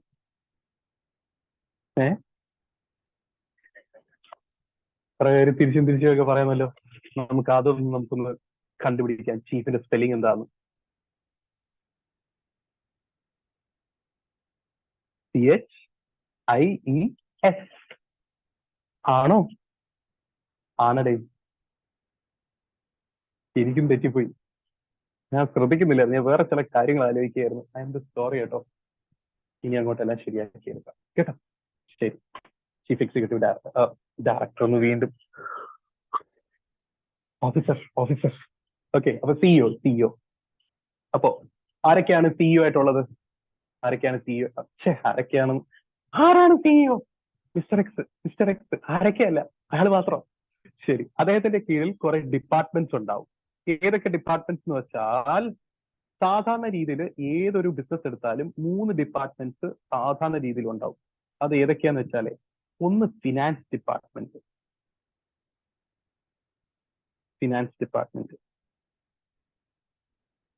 പിന്നത് സെയിൽസ് ഡിപ്പാർട്ട്മെന്റ്.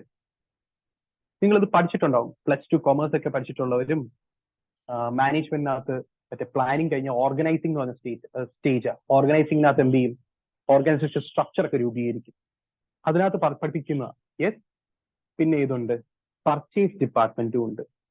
യൂഷ്വലി 3 ഉണ്ട്. 3 കൂടുതലാണ് മിക്ക സ്ഥാപനങ്ങളിലും ഉള്ളത്. വേറെ ഏതൊക്കെ ഡിപ്പാർട്ട്മെന്റ് ഉണ്ടാവും? റിസർച്ച് ആൻഡ് ഡെവലപ്മെന്റ് ഡിപ്പാർട്ട്മെന്റ് ഉണ്ടാവും, HR ഡിപ്പാർട്ട്മെന്റ് ഉണ്ടാവും, പിന്നെ മാർക്കറ്റിംഗ് ഡിപ്പാർട്ട്മെന്റ് ഉണ്ടാവും, പിന്നെ അങ്ങനെ കുറെ ഡിപ്പാർട്ട്മെന്റ്സ് ഉണ്ടാവും. തൽക്കാലം നമ്മളെ കമ്പനിയിൽ 3 ഡിപ്പാർട്ട്മെന്റ് ആയിട്ടാണ് ഞാൻ തിരിച്ചിരിക്കുന്നത്. അപ്പൊ സിഇഒന്റെ താഴെ 3 ഡിപ്പാർട്ട്മെന്റ്സ് ഉണ്ടാവും.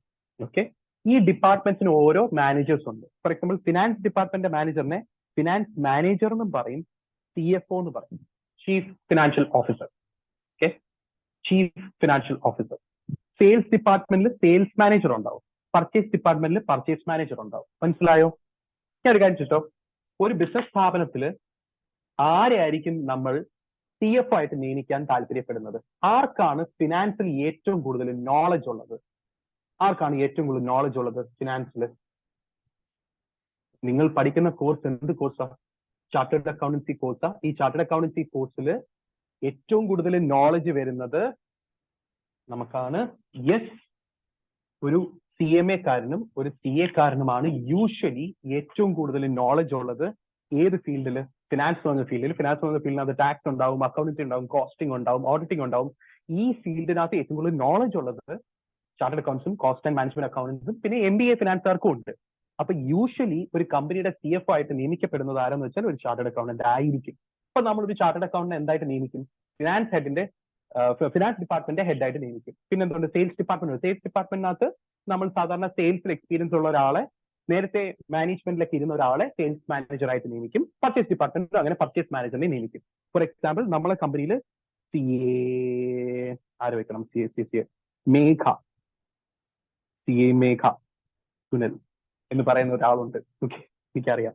അപ്പം CA മേഘ സുനിൽ എന്ന് പറയുന്ന ഒരു ചാർട്ടേഡ് അക്കൗണ്ടന്റ് ഉണ്ട്. ആ ചാർട്ടേഡ് അക്കൗണ്ടന്റ് നമ്മളെ കമ്പനിയിൽ എന്തായിട്ട് നിയമിച്ചു? CFO ആയിട്ട് നിയമിച്ചു. അണ്ടർസ്റ്റുഡ്? യെസ്. സെയിൽസ് ഡിപ്പാർട്ട്മെന്റിൽ മിസ്റ്റർ വൈനെ നിയമിച്ചു, പർച്ചേസ് ഡിപ്പാർട്ട്മെന്റിൽ മിസ്റ്റർ സെഡിനെ നിയമിച്ചു. അപ്പൊ നമ്മളെ കമ്പനിയിൽ ആരൊക്കെയുണ്ട് ഇപ്പോ? യെസ്, മിസ്റ്റർ എക്സ് ഉണ്ട് CEO ആയിട്ട്. യെസ്, മിസ്റ്റർ എക്സിനെ നിയമിച്ചത് ആരാ? Board of directors. എന്നിട്ട് ബോർഡ് ഓഫ് ഡയറക്ടേഴ്സും മിസ്റ്റർ എക്സും കൂടെ ചേർന്ന് ആരെയൊക്കെ സെലക്ട് ചെയ്ത് നിയമിച്ചു? CFOനെ നിയമിച്ചു, സെയിൽസ് ഡിപ്പാർട്ട്മെന്റിലുള്ള മിസ്റ്റർ വൈ ആയിട്ട് മാനേജറായിട്ട് നിയമിച്ചു, പർച്ചേസ് ഡിപ്പാർട്ട്മെന്റിൽ മിസ്റ്റർ സെഡിനെ നിയമിച്ചു ഹെഡായിട്ട്. മനസ്സിലായോ? ഈ ഹെഡുകളെ നിയമിച്ചതിന് ശേഷം ഈ അവരവരുടെ ഡിപ്പാർട്ട്മെന്റിലുള്ള ഹെഡ് ആയിരിക്കും അവരുടെ താഴെയുള്ള എംപ്ലോയീസിനെ വെക്കുന്നത്. പറഞ്ഞ മനസ്സിലായോ? അപ്പൊ CFO ആയ മേഘ സുനിൽ എന്ത് ചെയ്യും? മേഘ സുനിലിന്റെ താഴെ ഒരു അസിസ്റ്റന്റ് CFOനെ വെക്കും. ആ അസിസ്റ്റന്റ് CFOയും കൂടെ ചേർന്ന് അവർ വേറെ കുറെ എംപ്ലോയീസിനെ വെക്കും. അങ്ങനെ എന്ത് ഫില്ലാവും? ഫിനാൻസ് ഡിപ്പാർട്ട്മെന്റ് അങ്ങനെ ഫില്ലാവും. മനസ്സിലായോ? ചിലപ്പോൾ ഫിനാൻസ് ഡിപ്പാർട്ട്മെന്റിൽ ഒരു 10 എംപ്ലോയീസ് ഉണ്ടാവും. ആ 10 എംപ്ലോയീസിന്റെയും ഹെഡാണ് ചാർട്ടേഡ് അക്കൗണ്ടന്റ് ആയ മേഘ സുനിൽ. അണ്ടർസ്റ്റുഡ്? അതേപോലെ സെയിൽസ് മാനേജറിന്റെ കീഴിൽ അസിസ്റ്റന്റ് സെയിൽസ് മാനേജർ ഉണ്ടാവും, അവരുടെ കീഴിൽ കുറെ എംപ്ലോയീസ് ഉണ്ടാവും. അപ്പൊ ഈ ഡിപ്പാർട്ട്മെന്റ് ഹെഡാണ് മിസ്റ്റർ വൈ. അതേപോലെ പർച്ചേസ് ഡിപ്പാർട്ട്മെന്റിൽ എല്ലാവർക്കും പറഞ്ഞു കിട്ടിയോ? അങ്ങനെ കുറെ എംപ്ലോയീസ് എന്താവും? എംപ്ലോയിഡ് ആവും. അങ്ങനെ കമ്പനിയുടെ ഫുൾ എംപ്ലോയ്മെന്റിലുള്ള എല്ലാവരും കൂടെ ചേർത്ത് കമ്പനിയുടെ ഓർഗനൈസേഷൻ സ്ട്രക്ചർ കംപ്ലീറ്റ് ആവും. ഞാൻ പറഞ്ഞു മനസ്സിലായോ? എന്നാലേ എന്റെ ചോദ്യം ഇതാണ്, ഫിനാൻസ് ഡിപ്പാർട്ട്മെന്റിലുള്ള ഒരു എംപ്ലോയിയുടെ മാനേജർ ആരാ? നമ്മുടെ ഫിനാൻസ് ഡിപ്പാർട്ട്മെന്റിലെ ഹെഡായ CFO. CFOന്റെ തൊട്ട് മേളിലാണ് CEO. CEOന്റെ തൊട്ട് മേളിൽ ആരൊക്കെയുണ്ട്? Board of directors. ഇതാണ് ഒരു ഹൈറാർക്കി ഓഫ് പവേഴ്സ്. ഞാൻ പറയുന്നത് മനസ്സിലാവുന്നുണ്ടോ? ഒരു കമ്പനിയുടെ ഹൈറാർക്കി ഇതാ. ഏറ്റവും മേളിൽ ബോർഡ് ഓഫ് ഡയറക്ടേഴ്സ്, എന്നിട്ട് ബോർഡ് ഓഫ് ഡയറക്ടേഴ്സിനെ തൊട്ട് താഴെ CEO. CEO കഴിഞ്ഞാൽ പല ഡിപ്പാർട്ട്മെന്റ് ആയിട്ട് തിരിയും. Finance department, sales department, purchase department, marketing department, HR department, പിന്നെ അഡ്വർടൈസിംഗ് ഡിപ്പാർട്ട്മെന്റ്, അങ്ങനെ പല ഡിപ്പാർട്ട്മെന്റ്സ് ഉണ്ടാവും. ഈ ഡിപ്പാർട്ട്മെന്റിൽ ഓരോ ഡിപ്പാർട്ട്മെന്റൽ ഹെഡ് ഉണ്ടാവും, മാനേജേഴ്സ് വിളിക്കും. അവരുടെ കീഴിലും വേറെ കുറെ അസിസ്റ്റന്റ് മാനേജേഴ്സ് ഉണ്ടാവും. അവരുടെ കീഴിൽ കുറെ വേറെ സബ് ഡിപ്പാർട്ട്മെന്റ്സും എംപ്ലോയീസും ഉണ്ടാവും. അങ്ങനെ നമ്മുടെ കമ്പനി ഫുൾ ആയിട്ട് ഓർഗനൈസേഷൻ കംപ്ലീറ്റ് ആയിട്ട് ഹയർ ആവും. ഞാൻ പറഞ്ഞു മനസ്സിലായോ? നമ്മളെ കമ്പനി ആകുമ്പോൾ ഇന്റർനാഷണൽ എയർലൈൻസ് ലിമിറ്റഡ് എന്ന് പറഞ്ഞ കമ്പനി ആകുമ്പോൾ പൈലറ്റ്സ് വേണം, എയർ ഹോസ്റ്റസ് വേണം, സ്റ്റുവർഡ്സ് വേണം, ഫുഡ് ഉണ്ടാക്കുന്ന ആൾക്കാർ വേണം. യെസ്, അങ്ങനെ കുറെ ആൾക്കാർ വേണം അല്ലേ? അപ്പോഴാണ് നമ്മളെ എയർലൈൻസ് മെയിൻ്റനൻസ് നടത്തുന്ന മെയിൻ്റനൻസ് ഡിപ്പാർട്ട്മെന്റ് വേണം. യെസ്, ക്ലീനിങ് സ്റ്റാഫ് വേണം, അങ്ങനെ എല്ലാവരും വേണം. അപ്പൊ അങ്ങനെയാണ് യെസ് മേഘയുടെ യെസ് അങ്ങനെ എല്ലാവരും കൂടെ കംപ്ലീറ്റ് ആകുമ്പോഴാണ് നമ്മുടെ ഓർഗനൈസേഷൻ കംപ്ലീറ്റ് ആവുന്നത്. എല്ലാവർക്കും ഞാൻ പറഞ്ഞിട്ട് കിട്ടിയോ? എന്നാൽ മാനേജ്മെന്റ് എന്ന് പറഞ്ഞാൽ നമ്മൾ ഡയറക്ടേഴ്സ് ഇല്ലേ? ആരൊക്കെ ഡയറക്ടേഴ്സ് ഉണ്ട്? ഞാനുണ്ട് ഒരു ഡയറക്ടർ, തനയുണ്ട്, ഗൗതമുണ്ട്. നമ്മൾ 3 പേരും ഡെയിലി എന്ത് ചെയ്യത്തില്ല? ഈ പ്ലെയിൻ ഓട്ടിക്കാനോ ഒന്നും പോത്തൊന്നുമില്ല. അവിടെ നിന്ന് CFO ആയിട്ട് ഇരുന്ന് കണക്കുകളൊക്കെ റെഡിയാക്കാനോ ഫിനാൻസ് മാനേജ് ചെയ്യാനോ ഒന്നും പോത്തില്ല. നമ്മൾ ജസ്റ്റ് പ്ലാൻ ഉണ്ടാക്കി ആ പ്ലാൻ എക്സിക്യൂട്ട് ചെയ്യാൻ വേണ്ടിയിട്ട് CEO തൊട്ട് അങ്ങോട്ടുള്ളവരെയൊക്കെ നിയമിച്ചിട്ട് അങ്ങ് പോകും. യഥാർത്ഥത്തിൽ സിഇഒനെയും CFOനെയും പിന്നെ സെയിൽസ് ഡിപ്പാർട്ട്മെന്റ് ഹെഡും പർച്ചേസ് ഡിപ്പാർട്ട്മെന്റ് ഹെഡിനെയും മാത്രം നിയമിക്കും.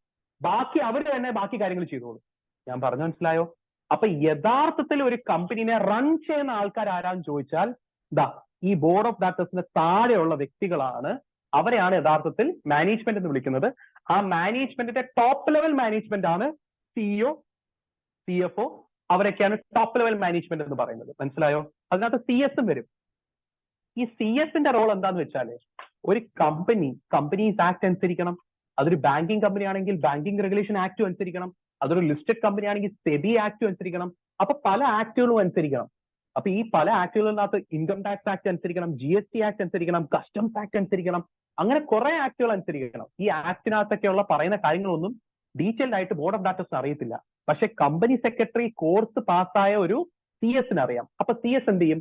ബോർഡ് ഓഫ് ഡയറക്ടേഴ്സിനെ സഹായിക്കും എന്ന് പറഞ്ഞുകൊണ്ട് ഇന്ന ആക്ടിൽ ഇന്ന കാര്യം പറയുന്നത്, ഇന്ന ആക്ടിൽ ഇങ്ങനെയാണ് പറയുന്നത്, അപ്പൊ അതിനനുസരിച്ച് നമുക്ക് പ്രവർത്തിക്കണം എന്ന് പറഞ്ഞ് ബോർഡ് ഓഫ് ഡയറക്ടേഴ്സിനെ കംപ്ലയൻസിന് വേണ്ടിയിട്ട്, ലീഗൽ കംപ്ലയൻസിന് വേണ്ടിയിട്ട് സഹായിക്കുന്ന വ്യക്തിയാണ് CS. ഞാൻ പറഞ്ഞത് മനസ്സിലായോ? യെസ്. അപ്പൊ ഒരു CS-ന്റെ റോൾ എന്താ? ബോർഡ് ഓഫ് ഡയറക്ടേഴ്സിനെ സഹായിക്കുക. എന്തിനു സഹായിക്കുക? ആ കമ്പനി പാലിക്കാനുള്ള എല്ലാ നിയമങ്ങളും പാലിക്കാൻ വേണ്ടിയിട്ട് ആർക്ക് നിർദ്ദേശം കൊടുക്കും? ഇന്ന നിയമമുണ്ട്, അന്ന നിയമമുണ്ട് എന്നൊക്കെ പറഞ്ഞ് ആർക്ക് നിർദ്ദേശം കൊടുക്കും? ബോർഡിന് നിർദ്ദേശം കൊടുക്കും. അത് കൊടുക്കുന്നത് ആരാ? CS ബോർഡിന്. കാര്യം ബോർഡിൽ ഇരിക്കുന്ന ഡയറക്ടേഴ്സിന് ഈ നിയമങ്ങളെ പറ്റിയിട്ട് വലിയ അറിവുണ്ടാവത്തില്ല. പക്ഷെ CS പഠിച്ച ഒരു കമ്പനി സെക്രട്ടറിക്ക് അറിവുണ്ടാവും. ഞാൻ പറഞ്ഞു മനസ്സിലായോ എല്ലാവർക്കും പറഞ്ഞത് കിട്ടിയോ? യെസ്. എല്ലാവർക്കും പറഞ്ഞിട്ട് കിട്ടിയോ? യെസ്. അങ്ങനെയാണെങ്കിൽ ഒരു കമ്പനിയിൽ ആരൊക്കെയുണ്ട്? ഒരു കമ്പനിയിൽ ഓണേഴ്സ് ആകുന്ന മെമ്പേഴ്സ് ഉണ്ട്. ഒരു കമ്പനിയിൽ ബോർഡ് ഓഫ് ഡയറക്ടേഴ്സ് ഉണ്ട്. ഒരു കമ്പനിയിൽ മാനേജ്മെന്റ് ഉണ്ട്. മാനേജ്മെന്റിന്റെ റോൾ എന്താ guys? Management is responsible for the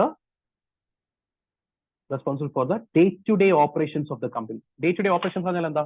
ദിവസേന കാര്യങ്ങളൊക്കെ ചെയ്യണം. അതൊക്കെ ചെയ്യുന്ന ആരാ? മാനേജ്മെന്റ് ആണ് എല്ലാ ഡേ ടു ഡേ പ്ലാനിങ് ഒക്കെ ചെയ്യുന്നത്. ബോർഡ് ഓഫ് ഡയറക്ടേഴ്സ് പ്ലാൻ ചെയ്യുന്നത് ലോങ് ടേം പ്ലാൻസ് പറഞ്ഞാൽ 5 to 10 years പ്ലാന്. മാനേജ്മെന്റ് ആണ് അത് ബ്രേക്ക് ഡൗൺ ചെയ്ത് ഒരു 6 months പ്ലാൻ, 1 month പ്ലാൻ എന്നൊക്കെ ആയിട്ട് അത് ബ്രേക്ക് ഡൗൺ ചെയ്ത് ബാക്കി കാര്യങ്ങളൊക്കെ റണ്ണിങ് ഒക്കെ ചെയ്യുന്നതെല്ലാം മാനേജ്മെന്റ്. മനസ്സിലായോ? എല്ലാവർക്കും പറഞ്ഞു കിട്ടിയോ? മാനേജ്മെന്റിന്റെ ഹെഡിനെയാണ് നമ്മൾ CEO എന്ന് പറയുന്നത്. CEO എന്നുള്ള വാക്ക് ഡിഫൈൻ ചെയ്തിട്ടുണ്ട് കമ്പനീസ് ആക്ടിൽ, സെക്ഷൻ 2(18). CFO എന്നുള്ള വാക്ക് ഡിഫൈൻ ചെയ്തിട്ടുണ്ട്, സെക്ഷൻ 2(19). CS എന്നുള്ള വാക്ക് ഡിഫൈൻ ചെയ്തിട്ടുണ്ട്. മാനേജിംഗ് ഡയറക്ടർ എന്താണെന്ന് ഞാൻ പറഞ്ഞു തരാം. ഹോൾ ടൈം ഡയറക്ടർ എന്താണെന്ന് പറഞ്ഞുതരാം. കീ മാനേജറിയൽ പേഴ്സണലും ഡിഫൈൻ ചെയ്തിട്ടുണ്ട്. യെസ്. ഇതൊക്കെ section 2(52), section 2(94) whole time director, പിന്നെ സെക്ഷൻ 2(54) ഞാൻ കാണിച്ചു തരാം. കമ്പനീസ് ആക്ടിൽ വിചിത്രമായിട്ടുള്ള 2-3 ഡെഫിനേഷൻസിൽ ഒരെണ്ണമാണ് സിഇഒയുടെ ഡെഫിനേഷൻ. CEO ആരാന്നറിയോ? കാണിച്ചു തരാം. സെക്ഷൻ 2(18). CEO അതായത് ചീഫ് എക്സിക്യൂട്ടീവ്, ചീഫിന്റെ സ്പെല്ലിംഗ് നോക്ക്, CHIEF. Chief executive officer means an officer of a company who has been designated as such by it. എന്നുവെച്ചാൽ എന്താ? CEO എന്ന് പറഞ്ഞ് സ്ഥാനം കൊടുത്ത് ഇരുത്തിരിക്കുന്ന ആളാണ് CEO. വിചിത്രമായിട്ടുള്ള ഒരു ഡെഫിനിഷൻ ആണ്. നമ്മൾ അങ്ങനെയല്ലേ മനസ്സിലാക്കത്തുള്ളൂ. ആരെയാണോ CEO എന്ന് വിളിക്കുന്നത് അയാളാണ് CEO. അത് നമുക്കറിയാലോ. അത് പ്രത്യേകിച്ച് പറയേണ്ട ആവശ്യമൊന്നുമില്ലല്ലോ. അടുത്തത് CFO. CFO എന്ന് പറയുന്നത് CFO means the person appointed as CFO of the company. CFO ആയിട്ട് അപ്പോയിന്റ്മെന്റ് നേടിയ അയാളാണ് CFO. അതും ഒരു വിചിത്രമായിട്ടുള്ള ഒരു ഡെഫിനിഷനാണ്.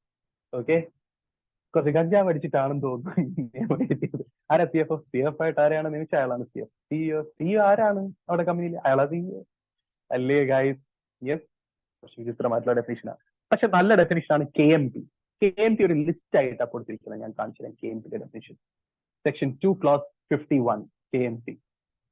ഇത് കണ്ടോ? Key managerial personnel in relation to a company means ആരൊക്കെയാ? CEO or the managing director or manager. Managing director ആരെന്ന് കുറച്ചു നേരം കഴിയുമ്പോൾ പറഞ്ഞുതരാം. രണ്ടാമത്തത് കമ്പനി സെക്രട്ടറി. മൂന്നാമത്തത് ഹോൾ ടൈം ഡയറക്ടർ. നാലാമത്തത് CFO. പിന്നെന്താ ഇരിക്കുന്നത്? Such other officer. ഈ പറയുന്ന അല്ലാതെ വേറെ ഏതെങ്കിലും officer. Not more than 1 level below the directors. എന്ന് വെച്ചാൽ എന്താ? ഡയറക്ടേഴ്സിന്റെ തൊട്ട് താഴെയുള്ള ലെവല്, ഈ ലെവലിൽ വേറൊരാളുണ്ടെങ്കിൽ മിസ്റ്റർ ബി ഉണ്ട്. ബിയും ഒരു KMP ആ. കാര്യം ബോർഡ് ഓഫ് ഡയറക്ടേഴ്സിന്റെ തൊട്ട് താഴെ, ഒരു ലെവൽ താഴെയാ. ഞാൻ പറഞ്ഞു മനസ്സിലായോ? അപ്പൊ KMP എന്ന് പറഞ്ഞാൽ എന്തും കൂടെയാ? ബോർഡ് ഓഫ് ഡയറക്ടേഴ്സിന്റെ തൊട്ട് ഒരു ലെവൽ താഴെയുള്ള ഓഫീസേഴ്സ്, അവരും KMP ആ. അവര് CEO ഉണ്ടാവും, CFO ഉണ്ടാവും, CS ഉണ്ടാവും, ഹോൾ ടൈം ഡയറക്ടർ ഉണ്ടാവും, പ്ലസ് മിസ്റ്റർ ബി ഉണ്ട്. മിസ്റ്റർ ബീനെ വിളിക്കുന്നത് ജനറൽ മാനേജർ എന്നാ. ഇദ്ദേഹത്തിന്റെ ലെവൽ എവിടെയാ? ബോർഡ് ഓഫ് ഡയറക്ടേഴ്സിന്റെ തൊട്ട് താഴെ. അങ്ങനെയാണെങ്കിൽ ഇദ്ദേഹവും KMP ആ. ഇദ്ദേഹത്തിനെ വിളിക്കുന്നത് ജനറൽ മാനേജറാ, ഇദ്ദേഹവും KMP ആ. മനസ്സിലായോ? എല്ലാവർക്കും KMPയുടെ ഡെഫിനിഷൻ മനസ്സിലായോ? KMP എന്താ? ഒരു കമ്പനിയെ സംബന്ധിച്ച് KMP എന്ന് പറഞ്ഞാൽ CEO, CFO, managing director, whole time director. ഈ whole time director, managing director ഒക്കെ എന്താണെന്ന് ഞാൻ പിന്നെ പറഞ്ഞുതരാം. പിന്നെ 1 level below the board of directors. എല്ലാവർക്കും പറഞ്ഞത് പിടികിട്ടിയോ? എല്ലാവർക്കും പറഞ്ഞത് പിടികിട്ടിയോ? Yes, yes. ഓക്കെ. അങ്ങനെയാണെങ്കിൽ ഞാൻ ഒരു കാര്യവും കൂടെ പറഞ്ഞുതരാം. എല്ലാവരും ഒന്ന് ശ്രദ്ധിച്ചിരുന്നേ. നമ്മളെ കമ്പനിയിൽ ആരുണ്ട്? ബോർഡ് ഓഫ് ഡയറക്ടേഴ്സ് ഉണ്ട്, ഉണ്ടല്ലോ. നമ്മളെ കമ്പനിയിൽ എന്ത് വേണം? ഒരു CEO-നെ വേണം. വേണോ വേണ്ടേ? ഓക്കെ. തൽക്കാലം മിസ്റ്റർ എക്സിനെ നിയമിച്ചില്ല എന്ന് വിചാരിച്ചു. നമ്മളെ കമ്പനിയിൽ ആരൊക്കെയാ ഡയറക്ടേഴ്സ്? ഞാനൊരു ഡയറക്ടർ, സന ഒരു ഡയറക്ടർ, പിന്നെ ആരും ഉണ്ട് ഒരു ഡയറക്ടറായിട്ട്? ഗൗതമും ഉണ്ട് ഡയറക്ടറായിട്ട്. ഉണ്ടോ ഇല്ലയോ? എന്റെ എഡ്യൂക്കേഷൻ ക്വാളിഫിക്കേഷൻ എന്താണെന്നറിയോ? സനയും ഗൗതമും ഒക്കെ ചാർട്ടേഡ് അക്കൗണ്ടൻസാണ്. സനയും ഗൗതമും ഒക്കെ ചാർട്ടേഡ് അക്കൗണ്ടൻസാണ്. ഞാനേ ഒരു BTech ഒക്കെ പഠിച്ച് MBA-കാരൻ. ഞാൻ എന്തിലാണെന്നറിയോ BTech പഠിച്ച? എയറോനോട്ടിക്കൽ എഞ്ചിനീയറിംഗിൽ. ഞാൻ MBA പഠിച്ചിട്ടുണ്ട്, മാനേജ്മെന്റും പഠിച്ചിട്ടുണ്ട്. ഞാൻ കുറെ നാൾ ഇൻഡിഗോ എയർലൈൻസിൽ മാനേജറായിട്ട് വർക്ക് ചെയ്തിട്ടുണ്ട്. എനിക്കറിയാം ഒരു എയർലൈൻസ് എങ്ങനെയാണ് പ്രവർത്തിപ്പിക്കുന്നത്. മനസ്സിലായോ? യെസ്. അപ്പൊ അവിടെ വെച്ചാണ് ഞാൻ എയർലൈൻസ് ബിസിനസിനെ പറ്റിയിട്ടൊക്കെ ഡീറ്റെയിൽ ആയിട്ട് പഠിച്ചത്. ഞാൻ ഒരു 10 വർഷം ഇൻഡിഗോ എയർലൈൻസിലേക്ക് മാനേജറായിട്ട് വർക്ക് ചെയ്തതാണ്. അങ്ങനെയാണെങ്കിലേ നമ്മളുടെ കമ്പനിയുടെ ബിസിനസിന്റെ ഹെഡ്, മാനേജ്മെന്റ് ഹെഡ്, അതായത് ചീഫ് എക്സിക്യൂട്ടീവ് ഓഫീസർ ആയിട്ട് വേണമെങ്കിൽ ആരെ തന്നെ നിയമിക്കാം. വെറുതെ എന്തിനാ മിസ്റ്റർ എക്സിനെ നിയമിക്കുന്നത്? എന്നെ അങ്ങ് നിയമിച്ചാൽ പോരെ? ഞാൻ റെഡിയാണ്. എനിക്ക് സത്യം പറഞ്ഞാൽ ഇരിക്കണമെന്നുണ്ട് നമ്മളെ കമ്പനിയുടെ ഹെഡായിട്ട്. ഏതാ? ബിസിനസിന്റെ ഹെഡായിട്ട്, മാനേജ്മെന്റ് ഹെഡായിട്ട്. അങ്ങനെയാണെങ്കിലേ ഡയറക്ടറായ എന്നെ തന്നെ നിയമിച്ചു എന്തായിട്ട്? CEO ആയിട്ട്. അങ്ങനെ നിയമിക്കപ്പെടുമ്പോഴേ എന്നെ വിളിക്കാൻ പോകുന്ന CEO ആൻഡ് മാനേജിംഗ് ഡയറക്ടർ എന്നാണ്. അപ്പൊ മാനേജിംഗ് ഡയറക്ടർ എന്ന് പറഞ്ഞാൽ ആരാ? മാനേജിംഗ് ഡയറക്ടർ എന്ന് പറഞ്ഞാൽ ഒരു ഡയറക്ടറാണ്. പ്ലസ് അയാൾ എന്തിന്റെയും ഹെഡാ? മാനേജ്മെന്റിന്റെയും ഹെഡാ. എന്നാൽ അയാളെ വിളിക്കാൻ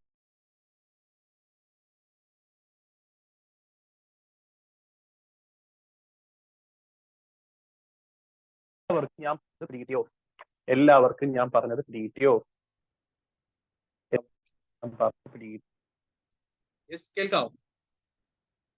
ഇപ്പൊ കേൾക്കാവോ ഗൈസ്? ഇപ്പൊ കേൾക്കാവോ? യെസ്. എല്ലാവർക്കും ഞാൻ പറഞ്ഞത് പിടികിട്ടിയോ? യെസ്. എല്ലാവർക്കും ഞാൻ പറഞ്ഞത് പിടികിട്ടിയോ? യെസ്. അങ്ങനെയാണെങ്കിലേ മാനേജിംഗ് ഡയറക്ടർ എന്ന് പറഞ്ഞാൽ എന്താ? ഡയറക്ടർ ആണ് and has substantial powers of management. Managing director ആരാ? Is a director and has substantial power. കുറെ പവർ ഉണ്ട് മാനേജ്മെന്റ്. ബേസിക്കലി ബിസിനസിന്റെ ഹെഡാ, അതായത് CEO സ്ഥാനത്തിരിക്കുന്ന ഡയറക്ടർ. അദ്ദേഹത്തിനാണ് മാനേജിംഗ് ഡയറക്ടർ എന്ന് വിളിക്കുന്നത്. എല്ലാവർക്കും ഞാൻ പറഞ്ഞു മനസ്സിലായോ? എല്ലാവർക്കും ഞാൻ പറഞ്ഞു മനസ്സിലായോ? ഞാൻ മാനേജിംഗ് ഡയറക്ടർ കാണിച്ചു തരട്ടോ ഡെഫിനിഷൻ? കാണിച്ചു തരട്ടോ. 2:54 നോക്കിക്കേ. മറക്കരുത്, ഈ പഠിപ്പിക്കുന്ന ഒന്നും മറക്കരുത്. ഇതാണ് ബേസ്. ഇത് മനസ്സിലാക്കണം. മാനേജിംഗ് ഡയറക്ടർ എന്താ? Managing director means a director who by virtue of the articles or agreement of the company or resolution passed by is entrusted with, കണ്ടോ, is entrusted with substantial powers of management. അപ്പൊ ചിലപ്പോ board of directors തന്നെ തീരുമാനിച്ച് ഡയറക്ടറായ എന്നെ തന്നെ CEO ആക്കി. അതായത് CEO ആൻഡ് മാനേജിംഗ് ഡയറക്ടർ. ഞാൻ പറഞ്ഞു മനസ്സിലായോ? ഞാൻ പറഞ്ഞു മനസ്സിലായോ? യെസ്. അപ്പൊ നമ്മളുടെ കമ്പനിയിൽ ഞാൻ ആരൊക്കെയാ? ഞാനൊരു മെമ്പറാ, പ്ലസ് ഡയറക്ടറാ, പ്ലസ് മാനേജ്മെന്റിലും കൂടെ പങ്കെടുക്കുന്ന ഡയറക്ടറാ. ഞാൻ മാനേജ്മെന്റ് ഹെഡാ, അതുകൊണ്ട് എന്നെ മാനേജിംഗ് ഡയറക്ടർ എന്ന് വിളിക്കും. ഞാൻ പറഞ്ഞു മനസ്സിലായോ? അതാണ് ഞാൻ തുടക്കത്തിൽ ചീഫ് എക്സിക്യൂട്ടീവ് ഓഫീസർ എന്ന് എഴുതുന്നതിന് പകരം ചീഫ് എക്സിക്യൂട്ടീവ് ഡയറക്ടർ എന്നൊക്കെ കയറി എഴുതിയത്. ഞാൻ ഇത് 2 കോൺസെപ്റ്റിന്റെ തലയിരിക്കുക നിങ്ങൾക്ക് പഠിപ്പിക്കാനുള്ളതാണല്ലോ എന്ന് പറഞ്ഞ് ഞാൻ മനസ്സിൽ ആലോചിച്ചുകൊണ്ടിരിക്കുകയായിരുന്നു. എല്ലാം കൂടെ കുളമായി. അവസാനം ചീഫിന്റെ തെളിവ് വരെ കുളമായി. ശരി, എല്ലാവർക്കും പറഞ്ഞു മനസ്സിലായോ? യെസ്. ഓക്കെ, അപ്പൊ നമ്മളെ കമ്പനിയിലെ മാനേജിംഗ് ഡയറക്ടർ ആരാന്ന് ചോദിച്ചാൽ ഞാനാ, ഡയറക്ടറാണ് ഞാൻ മെമ്പറും. അണ്ടർസ്റ്റുഡ്. ഡയറക്ടർ ആവണമെങ്കിൽ മെമ്പർ ആവണമെന്ന് നിർബന്ധമൊന്നുമില്ല കേട്ടോ. പക്ഷെ യൂഷ്വലി മെമ്പേഴ്സ് ആണ് ഡയറക്ടേഴ്സ് ആവുന്നത്. ഡയറക്ടർ ആവണമെങ്കിൽ മെമ്പർ ആവണമെന്ന് യാതൊരു നിർബന്ധമില്ല. കമ്പനിയുമായിട്ട് യാതൊരു ബന്ധമില്ലാത്ത ഡയറക്ടറാണ് ഇൻഡിപെൻഡന്റ് ഡയറക്ടർ. കമ്പനിയുടെ ഷെയർ ഒന്നുമില്ല അയാളുടെ കയ്യിലില്ല, അയാൾക്ക് മെമ്പർഷിപ്പ് ഇല്ല, എന്നാലും അയാൾ ഡയറക്ടർ. അതാണ് ഇൻഡിപെൻഡന്റ് ഡയറക്ടർ. ഓക്കെ, എല്ലാവർക്കും ഇതുവരെ പഠിപ്പിച്ചത് മനസ്സിലായോ? ഇപ്പൊ നമ്മളെ കമ്പനിയിൽ ആരുണ്ട്? ബോർഡ് ഓഫ് ഡയറക്ടേഴ്സ് ഉണ്ട്. തൊട്ട് താഴെ ആരുണ്ട്? മാനേജിംഗ് ഡയറക്ടർ ഉണ്ട്. മാനേജിംഗ് ഡയറക്ടർ ആൻഡ് സിഇഒ എന്ന് വിളിക്കും. ഞാനത്. ആരാ അത്? ഞാനത്. മനസ്സിലായോ? എന്റെ കീഴിലാണ് കുറെ ഡിപ്പാർട്ട്മെന്റ് ആയിട്ട് തിരിയുന്നത്. ഞാൻ തൽക്കാലം 3 ഡിപ്പാർട്ട്മെന്റേ പറയത്തുള്ളൂ. ഏതൊക്കെയാത്? ഫിനാൻസ് ഡിപ്പാർട്ട്മെന്റ്, പിന്നെ സെയിൽസ് ഡിപ്പാർട്ട്മെന്റ്, പിന്നെ പർച്ചേസ് ഡിപ്പാർട്ട്മെന്റ് എന്ന് വിചാരിച്ചോ. ഒരു ചെറിയൊരു കാര്യം കൂടെ. ഫിനാൻസ് ഡിപ്പാർട്ട്മെന്റ് ഹെഡ് ആയിട്ട് ആരെയാണ് നിയമിച്ചതെന്ന് വെച്ചാൽ CA ഗൗതമിനെയാണ് നിയമിച്ചത്. എന്തുകൊണ്ടാ? ഗൗതം ഒരു ചാർട്ടേഡ് അക്കൗണ്ടന്റാ. ചാർട്ടേഡ് അക്കൗണ്ടന്റ് ആയ ഗൗതമിന് ഫിനാൻസ് ഡിപ്പാർട്ട്മെന്റ് ഹാൻഡിൽ ചെയ്തൂടെ? അപ്പൊ ഡയറക്ടർ ആയ ഗൗതമിനെ എന്തും കൂടെ ആക്കി ഫിനാൻസ് ഡിപ്പാർട്ട്മെന്റ് ഹെഡ് ആക്കി. സന ചാർട്ടേഡ് അക്കൗണ്ടന്റാ. പക്ഷെ സന പറഞ്ഞു എനിക്ക് വേറെ ചില കാര്യങ്ങളൊക്കെ ഉണ്ട്, ബിസി. അതുകൊണ്ട് സന ഏറ്റെടുത്തില്ല അത്.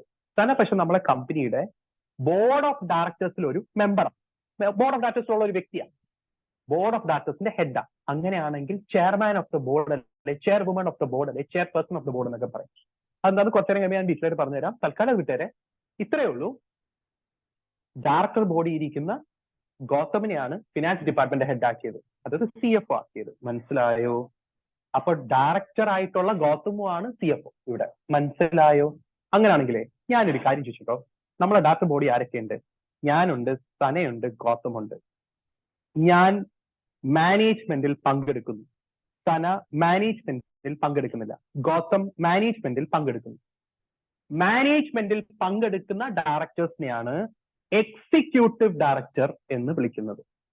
അപ്പൊ ആരാ എക്സിക്യൂട്ടീവ് ഡയറക്ടർ? ഡയറക്ടറാണ് പ്ലസ് മാനേജ്മെന്റിലും പങ്കെടുക്കുന്ന ഡയറക്ടറാണ്. അവരെയാണ് എക്സിക്യൂട്ടീവ് ഡയറക്ടർ എന്ന് വിളിക്കുന്നത്. മനസ്സിലായോ? മനസ്സിലായോ? അപ്പൊ നോൺ എക്സിക്യൂട്ടീവ് ഡയറക്ടർ ആരാ? ഡയറക്ടറാണ് പക്ഷെ മാനേജ്മെന്റിൽ പങ്കെടുക്കില്ല.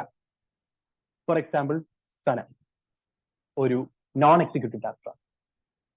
സന ബോർഡ് ഓഫ് ഡയറക്ടേഴ്സിൽ ഒരു മെമ്പറാണ്, ബോർഡിന്റെ ഹെഡാ. അപ്പൊ സന എന്താ? ചെയർവുമൺ ആണ്, അല്ലെങ്കിൽ ചെയർപേഴ്സൺ ആണ് ബോർഡിന്റെ.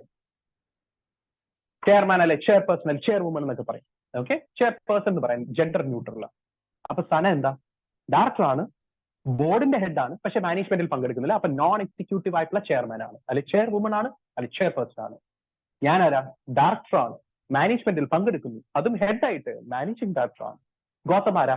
ഡയറക്ടറാണ്, മാനേജ്മെന്റിൽ പങ്കെടുക്കുന്നു, ഫിനാൻസ് ഡിപ്പാർട്ട്മെന്റ് ഹെഡായിട്ട്. അതുകൊണ്ട് കംപ്ലീറ്റ് ഹെഡ് അല്ലാത്തത് കൊണ്ട് അദ്ദേഹത്തിന് വിളിക്കുന്നത് എക്സിക്യൂട്ടീവ് ഡയറക്ടർ. അണ്ടർസ്റ്റുഡ്? എന്നെ വിളിക്കുന്നത് managing director. Managing director is an executive director. Everybody understood? Everybody understood? Everybody understood?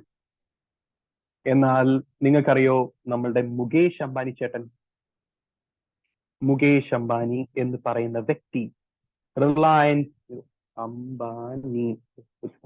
Reliance industries limited എന്ന് പറയുന്ന കമ്പനിയുടെ ചെയർമാൻ ആണ്, മാനേജിംഗ് ഡയറക്ടർ ആണ്, ആൻഡ് CEO. കാണിച്ചു തരാം മുകേഷ് അംബാനി ചേട്ടന്റെ കാര്യങ്ങളൊക്കെ.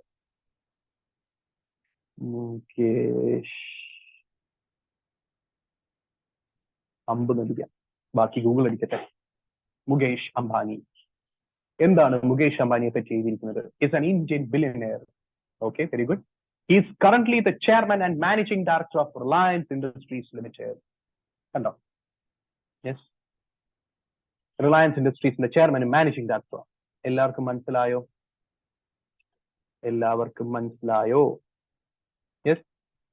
ഞാൻ വേണമെങ്കിൽ റിലയൻസ് ഇൻഡസ്ട്രീസിന്റെ ബോർഡ് കാണിച്ചു തരാം, ബോർഡ് ഓഫ് ഡയറക്ടേഴ്സിനെ കാണിച്ചു തരാം. ഇതൊക്കെ നിങ്ങൾ പഠിച്ച് വെക്കുന്ന വെച്ചാൽ പഠിച്ചു വെക്കുന്നത് അവരുടെ പേര് പഠിച്ചു വെക്കണ്ട, മനസ്സിലാക്കി വെച്ചാൽ മതി. മനസ്സിലായോ? യെസ്. ബോർഡ് ഓഫ് ഡയറക്ടേഴ്സ് ഏത് കമ്പനി? റിലയൻസ് ഇൻഡസ്ട്രീസ് ലിമിറ്റഡിന്റെ. ആരൊക്കെയാ? എത്ര പേരുണ്ട്? ഇവർ എത്ര പേരുണ്ട്? കുറെ പേരുണ്ടല്ലോ. 1 2 3 4 5 6 7 8 9 10 11 12 13 14 പേരുണ്ട്. ഇത് ആക്ച്വലി പഴയതാ. കാര്യം മക്കളെയും കൂടെ ഒരു ബോർഡ് ഓഫ് ഡയറക്ടേഴ്സിൽ ഉൾപ്പെടുത്തിയിട്ടുണ്ട്. ഇത് പഴയതാ. നോക്കട്ടെ, പുതിയതുണ്ടാവണം. ഇതാണ് പുതിയത്. ഇതാ മുകേഷ് അംബാനിയുടെയാണ് ആദ്യം വന്നത്. കാര്യം എന്താ? Chairman and managing director. കണ്ടോ? എന്നിട്ട് ഈഷ എം അംബാനി എന്താ എഴുതിയിരിക്കുന്നത്? Non executive director. Non executive director. Akash M Ambani non executive director. Anand M Ambani non executive director. Hital R Meswani executive director. ബിസിനസിന്റെ ഭാഗം. ഇതിൽ ആരോ ഒരാള് CFO. Nikhil R Meswani, PMS Prasad. ഇതവര് 3 പേര് എക്സിക്യൂട്ടീവാ. ഇദ്ദേഹം independent director. Adil independent director എന്ന് വെച്ചാൽ എന്താ? കമ്പനിയുടെ മെമ്പർ ഒന്നും അല്ല, കമ്പനിയുമായിട്ട് യാതൊരു ബന്ധവുമില്ല. Gujral independent director. Sumeet independent director. വീണ്ടും ഇൻഡിപെൻഡന്റ് ഡയറക്ടർ ആരാ? അരുന്ധതി ഭട്ടാചാര്യ. അരുന്ധതി ഭട്ടാചാര്യ SBIയുടെ പഴയ ചെയർവുമൺ ആയിരുന്നു. ഓക്കെ, SBIയുടെ പഴയ ചെയർവുമൺ ആണ്. KV Chaudhary independent director. HT Yasir Othman, H Al Rumayyan, ഏതോ രാജാവ് എന്നാണെന്ന് തോന്നുന്നു, independent director. KV Kamath independent director. അപ്പൊ എത്ര ഡയറക്ടേഴ്സ് ഉണ്ട് ഈ കമ്പനിയിൽ? മുകേഷ് അംബാനി ഒരു ഡയറക്ടർ, 3, 4, 7, 10, 13, 14 ഡയറക്ടേഴ്സ്. ഒരു കമ്പനിയിൽ 15 ഡയറക്ടേഴ്സ് വരെ ആകാം. ഓക്കെ, ഇതാണ് അവരുടെ ബോർഡ് ഓഫ് ഡയറക്ടേഴ്സ്. യെസ്, എല്ലാവർക്കും മനസ്സിലായോ? യെസ്, കണ്ടോ ഇദ്ദേഹത്തിന്റെ എഡ്യൂക്കേഷൻ ക്വാളിഫിക്കേഷൻ ഒക്കെ എഴുതിയിരിക്കുന്നുണ്ടോ? റിലയൻസ് ഇൻഡസ്ട്രീസ് ലിമിറ്റഡിന്റെ മെയിൻ ബിസിനസ് എന്നാണ് പെട്രോളിയമാണ്. നോക്കിക്കേ, Reliance industries limited. Chairman and managing director Mukesh D Ambani is A chemical engineer. അപ്പൊ ഇദ്ദേഹത്തിന് പെട്രോളിയവും കാര്യങ്ങളൊക്കെ അറിയാം. From the Institute of Chemical Technology, Mumbai, erstwhile the University Department of Chemical Technology, University of Mumbai. He pursued an MBA from Stanford University in the USA. He has been on the board of Reliance since 1977. അതിന്റെ അർത്ഥം 1977 തൊട്ട് board of ഡയറക്ടേഴ്സിൽ ഒരാളാണ്. Yes, എല്ലാവർക്കും മനസ്സിലായോ? ഇപ്പോ everybody understood. അപ്പൊ ഒരു കമ്പനിയുടെ സ്ട്രക്ചർ എന്ന് പറയുമ്പോൾ ആരൊക്കെയുണ്ടേ? ഒരു കമ്പനിയുടെ സ്ട്രക്ചർ എന്ന് പറയുമ്പോൾ ആരൊക്കെയുണ്ടേ? പറയൂ. കമ്പനിയുടെ സ്ട്രക്ചർ എന്ന് പറയുമ്പോൾ മെമ്പേഴ്സ് ഉണ്ട്. യെസ്, കമ്പനിയുടെ ഓണേഴ്സ്. പിന്നെ ആരുണ്ട്? ബോർഡ് ഓഫ് ഡയറക്ടേഴ്സ് ഉണ്ട്. പിന്നെ ആരുണ്ട്? മാനേജ്മെന്റ് ഉണ്ട്. മെമ്പർ എങ്ങനെയാകും? സെക്ഷൻ 2/55. കമ്പനിയുടെ MOA സബ്സ്ക്രൈബ് ചെയ്ത എല്ലാവരും മെമ്പേഴ്സാ. പ്ലസ് കമ്പനിയുടെ ഷെയർ മേടിക്കുമ്പോൾ എന്ത് കൊടുക്കും? കൺസെന്റ് കൊടുക്കും. എന്താകാൻ? കമ്പനിയുടെ മെമ്പർ ആകാൻ. അങ്ങനെ റിട്ടേൺ കൺസെന്റ് കൊടുത്തിട്ടുള്ളവരും എന്താകും? മെമ്പർ ആകും. ബോർഡ് ഓഫ് ഡയറക്ടേഴ്സ് പറഞ്ഞാൽ മെമ്പേഴ്സിന്റെ ഇടയിൽ നിന്ന് 2 or 3 പേരെ, അല്ലെങ്കിൽ അതിൽ കൂടുതൽ പേരും ആകാം. പ്രൈവറ്റ് കമ്പനി ആണെങ്കിൽ 2 പേര് മിനിമം വേണം. പബ്ലിക് കമ്പനി ആണെങ്കിൽ 3 പേര് മിനിമം വേണം. ഓക്കെ, നമ്മളെ കമ്പനി ഒരു public company, international airlines limited. വെറും ലിമിറ്റഡ് ആണെങ്കിൽ പബ്ലിക് കമ്പനിയാണ്. അതുകൊണ്ട് ഞാൻ 3 ഡയറക്ടേഴ്സിനെ വെച്ച്. ആരൊക്കെയാ? ഞാനുണ്ട്, സനയുണ്ട്, ഗൗതം ഉണ്ട്. എല്ലാവർക്കും മനസ്സിലായോ? അതിൽ സെക്ഷൻ 2/10 സെക്ഷൻ 2/34 ഇമ്പോർട്ടന്റ് ആണ്. അത് കഴിഞ്ഞിട്ട് മാനേജ്മെന്റ് ഞാൻ പറഞ്ഞു. മാനേജ്മെന്റ് എന്താ? ആരൊക്കെയാ management? CEO, CFO, CS, managing director, whole time director എന്നാണ് പിന്നീട് പറഞ്ഞുതരാം. ഇവരെ KMT എന്ന് വിളിച്ചു, ഒരു ഓമന പേര് വെച്ച്. യെസ്, അവരെന്താ? Day to day running of the company business. Long term planning ഒക്കെ ആരാണ്? ഇൻഡിപെൻഡന്റ് ഡയറക്ടർ എന്ന് വെച്ചാലേ ലിസ്റ്റഡ് കമ്പനീസിലാണ് ഇൻഡിപെൻഡന്റ് ഡയറക്ടർ വരുന്നത്. അത് എന്തുകൊണ്ടാണ് വരുന്നതെന്ന് ഞാൻ കുറച്ച് നാൾ കഴിയുമ്പോൾ പറഞ്ഞുതരാം. നീ പേടിക്കണ്ട, ഞാൻ പറഞ്ഞുതരും. ഓക്കെ, ഒരു കമ്പനിയുടെ 1/3, ലിസ്റ്റഡ് കമ്പനി ആണെങ്കിൽ 1/3 ഇൻഡിപെൻഡന്റ് ഡയറക്ടർ ആവണമെന്നാണ് പറയുന്നത്. അതിന്റെ റീസൺ എന്ന് വെച്ചാൽ വെളിയിൽ നിന്ന് വരുന്ന ഒരാളാവുമ്പോൾ കമ്പനിയിൽ അകത്ത് കള്ളത്തരം വല്ലതും നടന്നാൽ അയാൾ വിളിച്ചു പറയും, ഈ കമ്പനിയുടെ ആൾക്കാർ കള്ളത്തരം കാണിക്കുന്നു. കാര്യം ഇയാൾക്ക് കമ്പനിയുമായിട്ട് ബന്ധമില്ല. ഇയാൾ നല്ല നിലയും പേരും ഉള്ള വ്യക്തിയായിരിക്കും. കണ്ട, മറ്റേ സൗദി അറേബ്യയിലൊക്കെ ഉള്ള ഒരു രാജാവാണെന്ന് തോന്നുന്നു ഒരു ഇൻഡിപെൻഡന്റ് ഡയറക്ടർ റിലയൻസ് ഇൻഡസ്ട്രീസ് ലിമിറ്റഡിൽ. ഇദ്ദേഹം HE യാസർ ഒത്മാൻ. ഞാൻ ജസ്റ്റ് ഒന്ന് ക്ലിക്ക് ചെയ്ത് കാണിച്ചു തരാം. ഇദ്ദേഹം എന്താ കണ്ടോ? ഹിസ് എക്സലൻസി എന്നാ പറയുന്നത്. അതിന്റെ അർത്ഥം ഉറപ്പായിട്ടും എന്താ? രാജാവ്. His excellency Yasir Othman. കണ്ടോ അവിടുത്തെ രാജാവ് എന്താണ്ട്. അപ്പൊ ഇദ്ദേഹം പറയും, കാണിക്കുന്നു കള്ളത്തരം എന്നൊക്കെ പറഞ്ഞ് വിളിച്ചു പറയും. അപ്പൊ ഇൻഡിപെൻഡന്റ് ഡയറക്ടേഴ്സിനെ വെച്ചിരിക്കുന്നത് ഗുഡ് ഗവേണൻസിന് വേണ്ടിയിട്ടാണ്. കമ്പനിയുടെ ഭരണം ഇച്ചിരി കൂടെ മെച്ചപ്പെടുത്താൻ, ഒരു ലിസ്റ്റഡ് കമ്പനിയുടെ ഭരണം ഇച്ചിരി കൂടെ മെച്ചപ്പെടുത്താൻ നല്ല നിലയും പേരുമുള്ള വ്യക്തികളെയൊക്കെ ഇൻഡിപെൻഡന്റ് ഡയറക്ടർ. അവരെന്തെങ്കിലും കള്ളത്തരം എല്ലാം നടക്കുകയാണെങ്കിൽ അവർ വിളിച്ചു പറയും. മനസ്സിലായോ? യെസ്, എല്ലാവർക്കും ഇതുവരെ പറഞ്ഞത് മനസ്സിലായോ? നമ്മൾ 10 മണിയായി. So we started from 7 o'clock and we have reached 10. ഞാൻ ഒരു കാര്യം പറയട്ടോ, ഈ ക്ലാസ് ഫിനിഷ് ചെയ്യുന്നതിന് മുമ്പ് നിങ്ങൾക്ക് കമ്പനീനെ പറ്റിയിട്ട് ഒരു ചെറിയൊരു ഐഡിയ എങ്കിലും കിട്ടിയോ? ജസ്റ്റ് ഒരു ഇൻട്രൊഡക്ഷനാണ്. ഞാൻ ഒന്ന് ഡസ്റ്റ് ചെയ്തതാ. ഞാൻ ഇച്ചിരിയും കൂടെ ഡീറ്റെയിൽ ആയിട്ടാണ് സാധാരണ പറയുന്നത്, ബട്ട് പെട്ടെന്നൊന്ന് പറഞ്ഞതാ. നിങ്ങൾക്ക് ഇച്ചിരിയും കൂടെ ഒരു ഐഡിയ കിട്ടിയോ? Okay, done. അങ്ങനെയാണെങ്കിൽ നമുക്ക് ഫോർവേഡ് പോവാം. ഞാൻ നിങ്ങൾക്ക് നേരത്തെ പറഞ്ഞ പോലെ നമുക്ക് ഇച്ചിരിയും കൂടെ ഡെപ്തിൽ പഠിക്കണം കാര്യം 6 സബ്ജക്ട് അടിച്ചുരുങ്ങി. കുറച്ചും കൂടെ പേജസും കണ്ടന്റും കുറച്ചും കൂടെ എക്സാമ്പിൾസും കാര്യങ്ങളൊക്കെ കൂടുതൽ വന്നു. So we have to understand everything properly. Yeah. All right, guys. I'll see you next class. Next class schedule പ്രകാരം നാളെയല്ല. നാളെ I have an engagement and some other things. Sorry. Okay. എവിടെയാ കിടക്കുന്നത്? ഷെഡ്യൂൾ പ്രകാരം മറ്റന്നാളാണ് ക്ലാസ് വരുന്നത്. I think it's a 6 hours class. Okay, 6 hours class. So I can discuss a lot of things. Yes. So Sunday, tomorrow is a holiday. Monday, 6 hours class. I'll see you all. Yeah. If you have any doubts, ഞാൻ നേരത്തെ class തുടങ്ങിയപ്പോൾ പറഞ്ഞ പോലെ plan ഉണ്ടാക്കാനൊക്കെ എന്തെങ്കിലും സഹായം, tailor made plan, just text me. We'll sit down and we'll discuss everything. This May 2024 is our attempt. We are going to pass. We are going to become a successful chartered accountant very soon. 2 years of articleship, then chartered accountant. Understood? May 2024. May 2024. 108 days. We are going to pass. All of us. All of us. Understood? All right, guys. Good night. See you next class. Bye bye. Bye bye.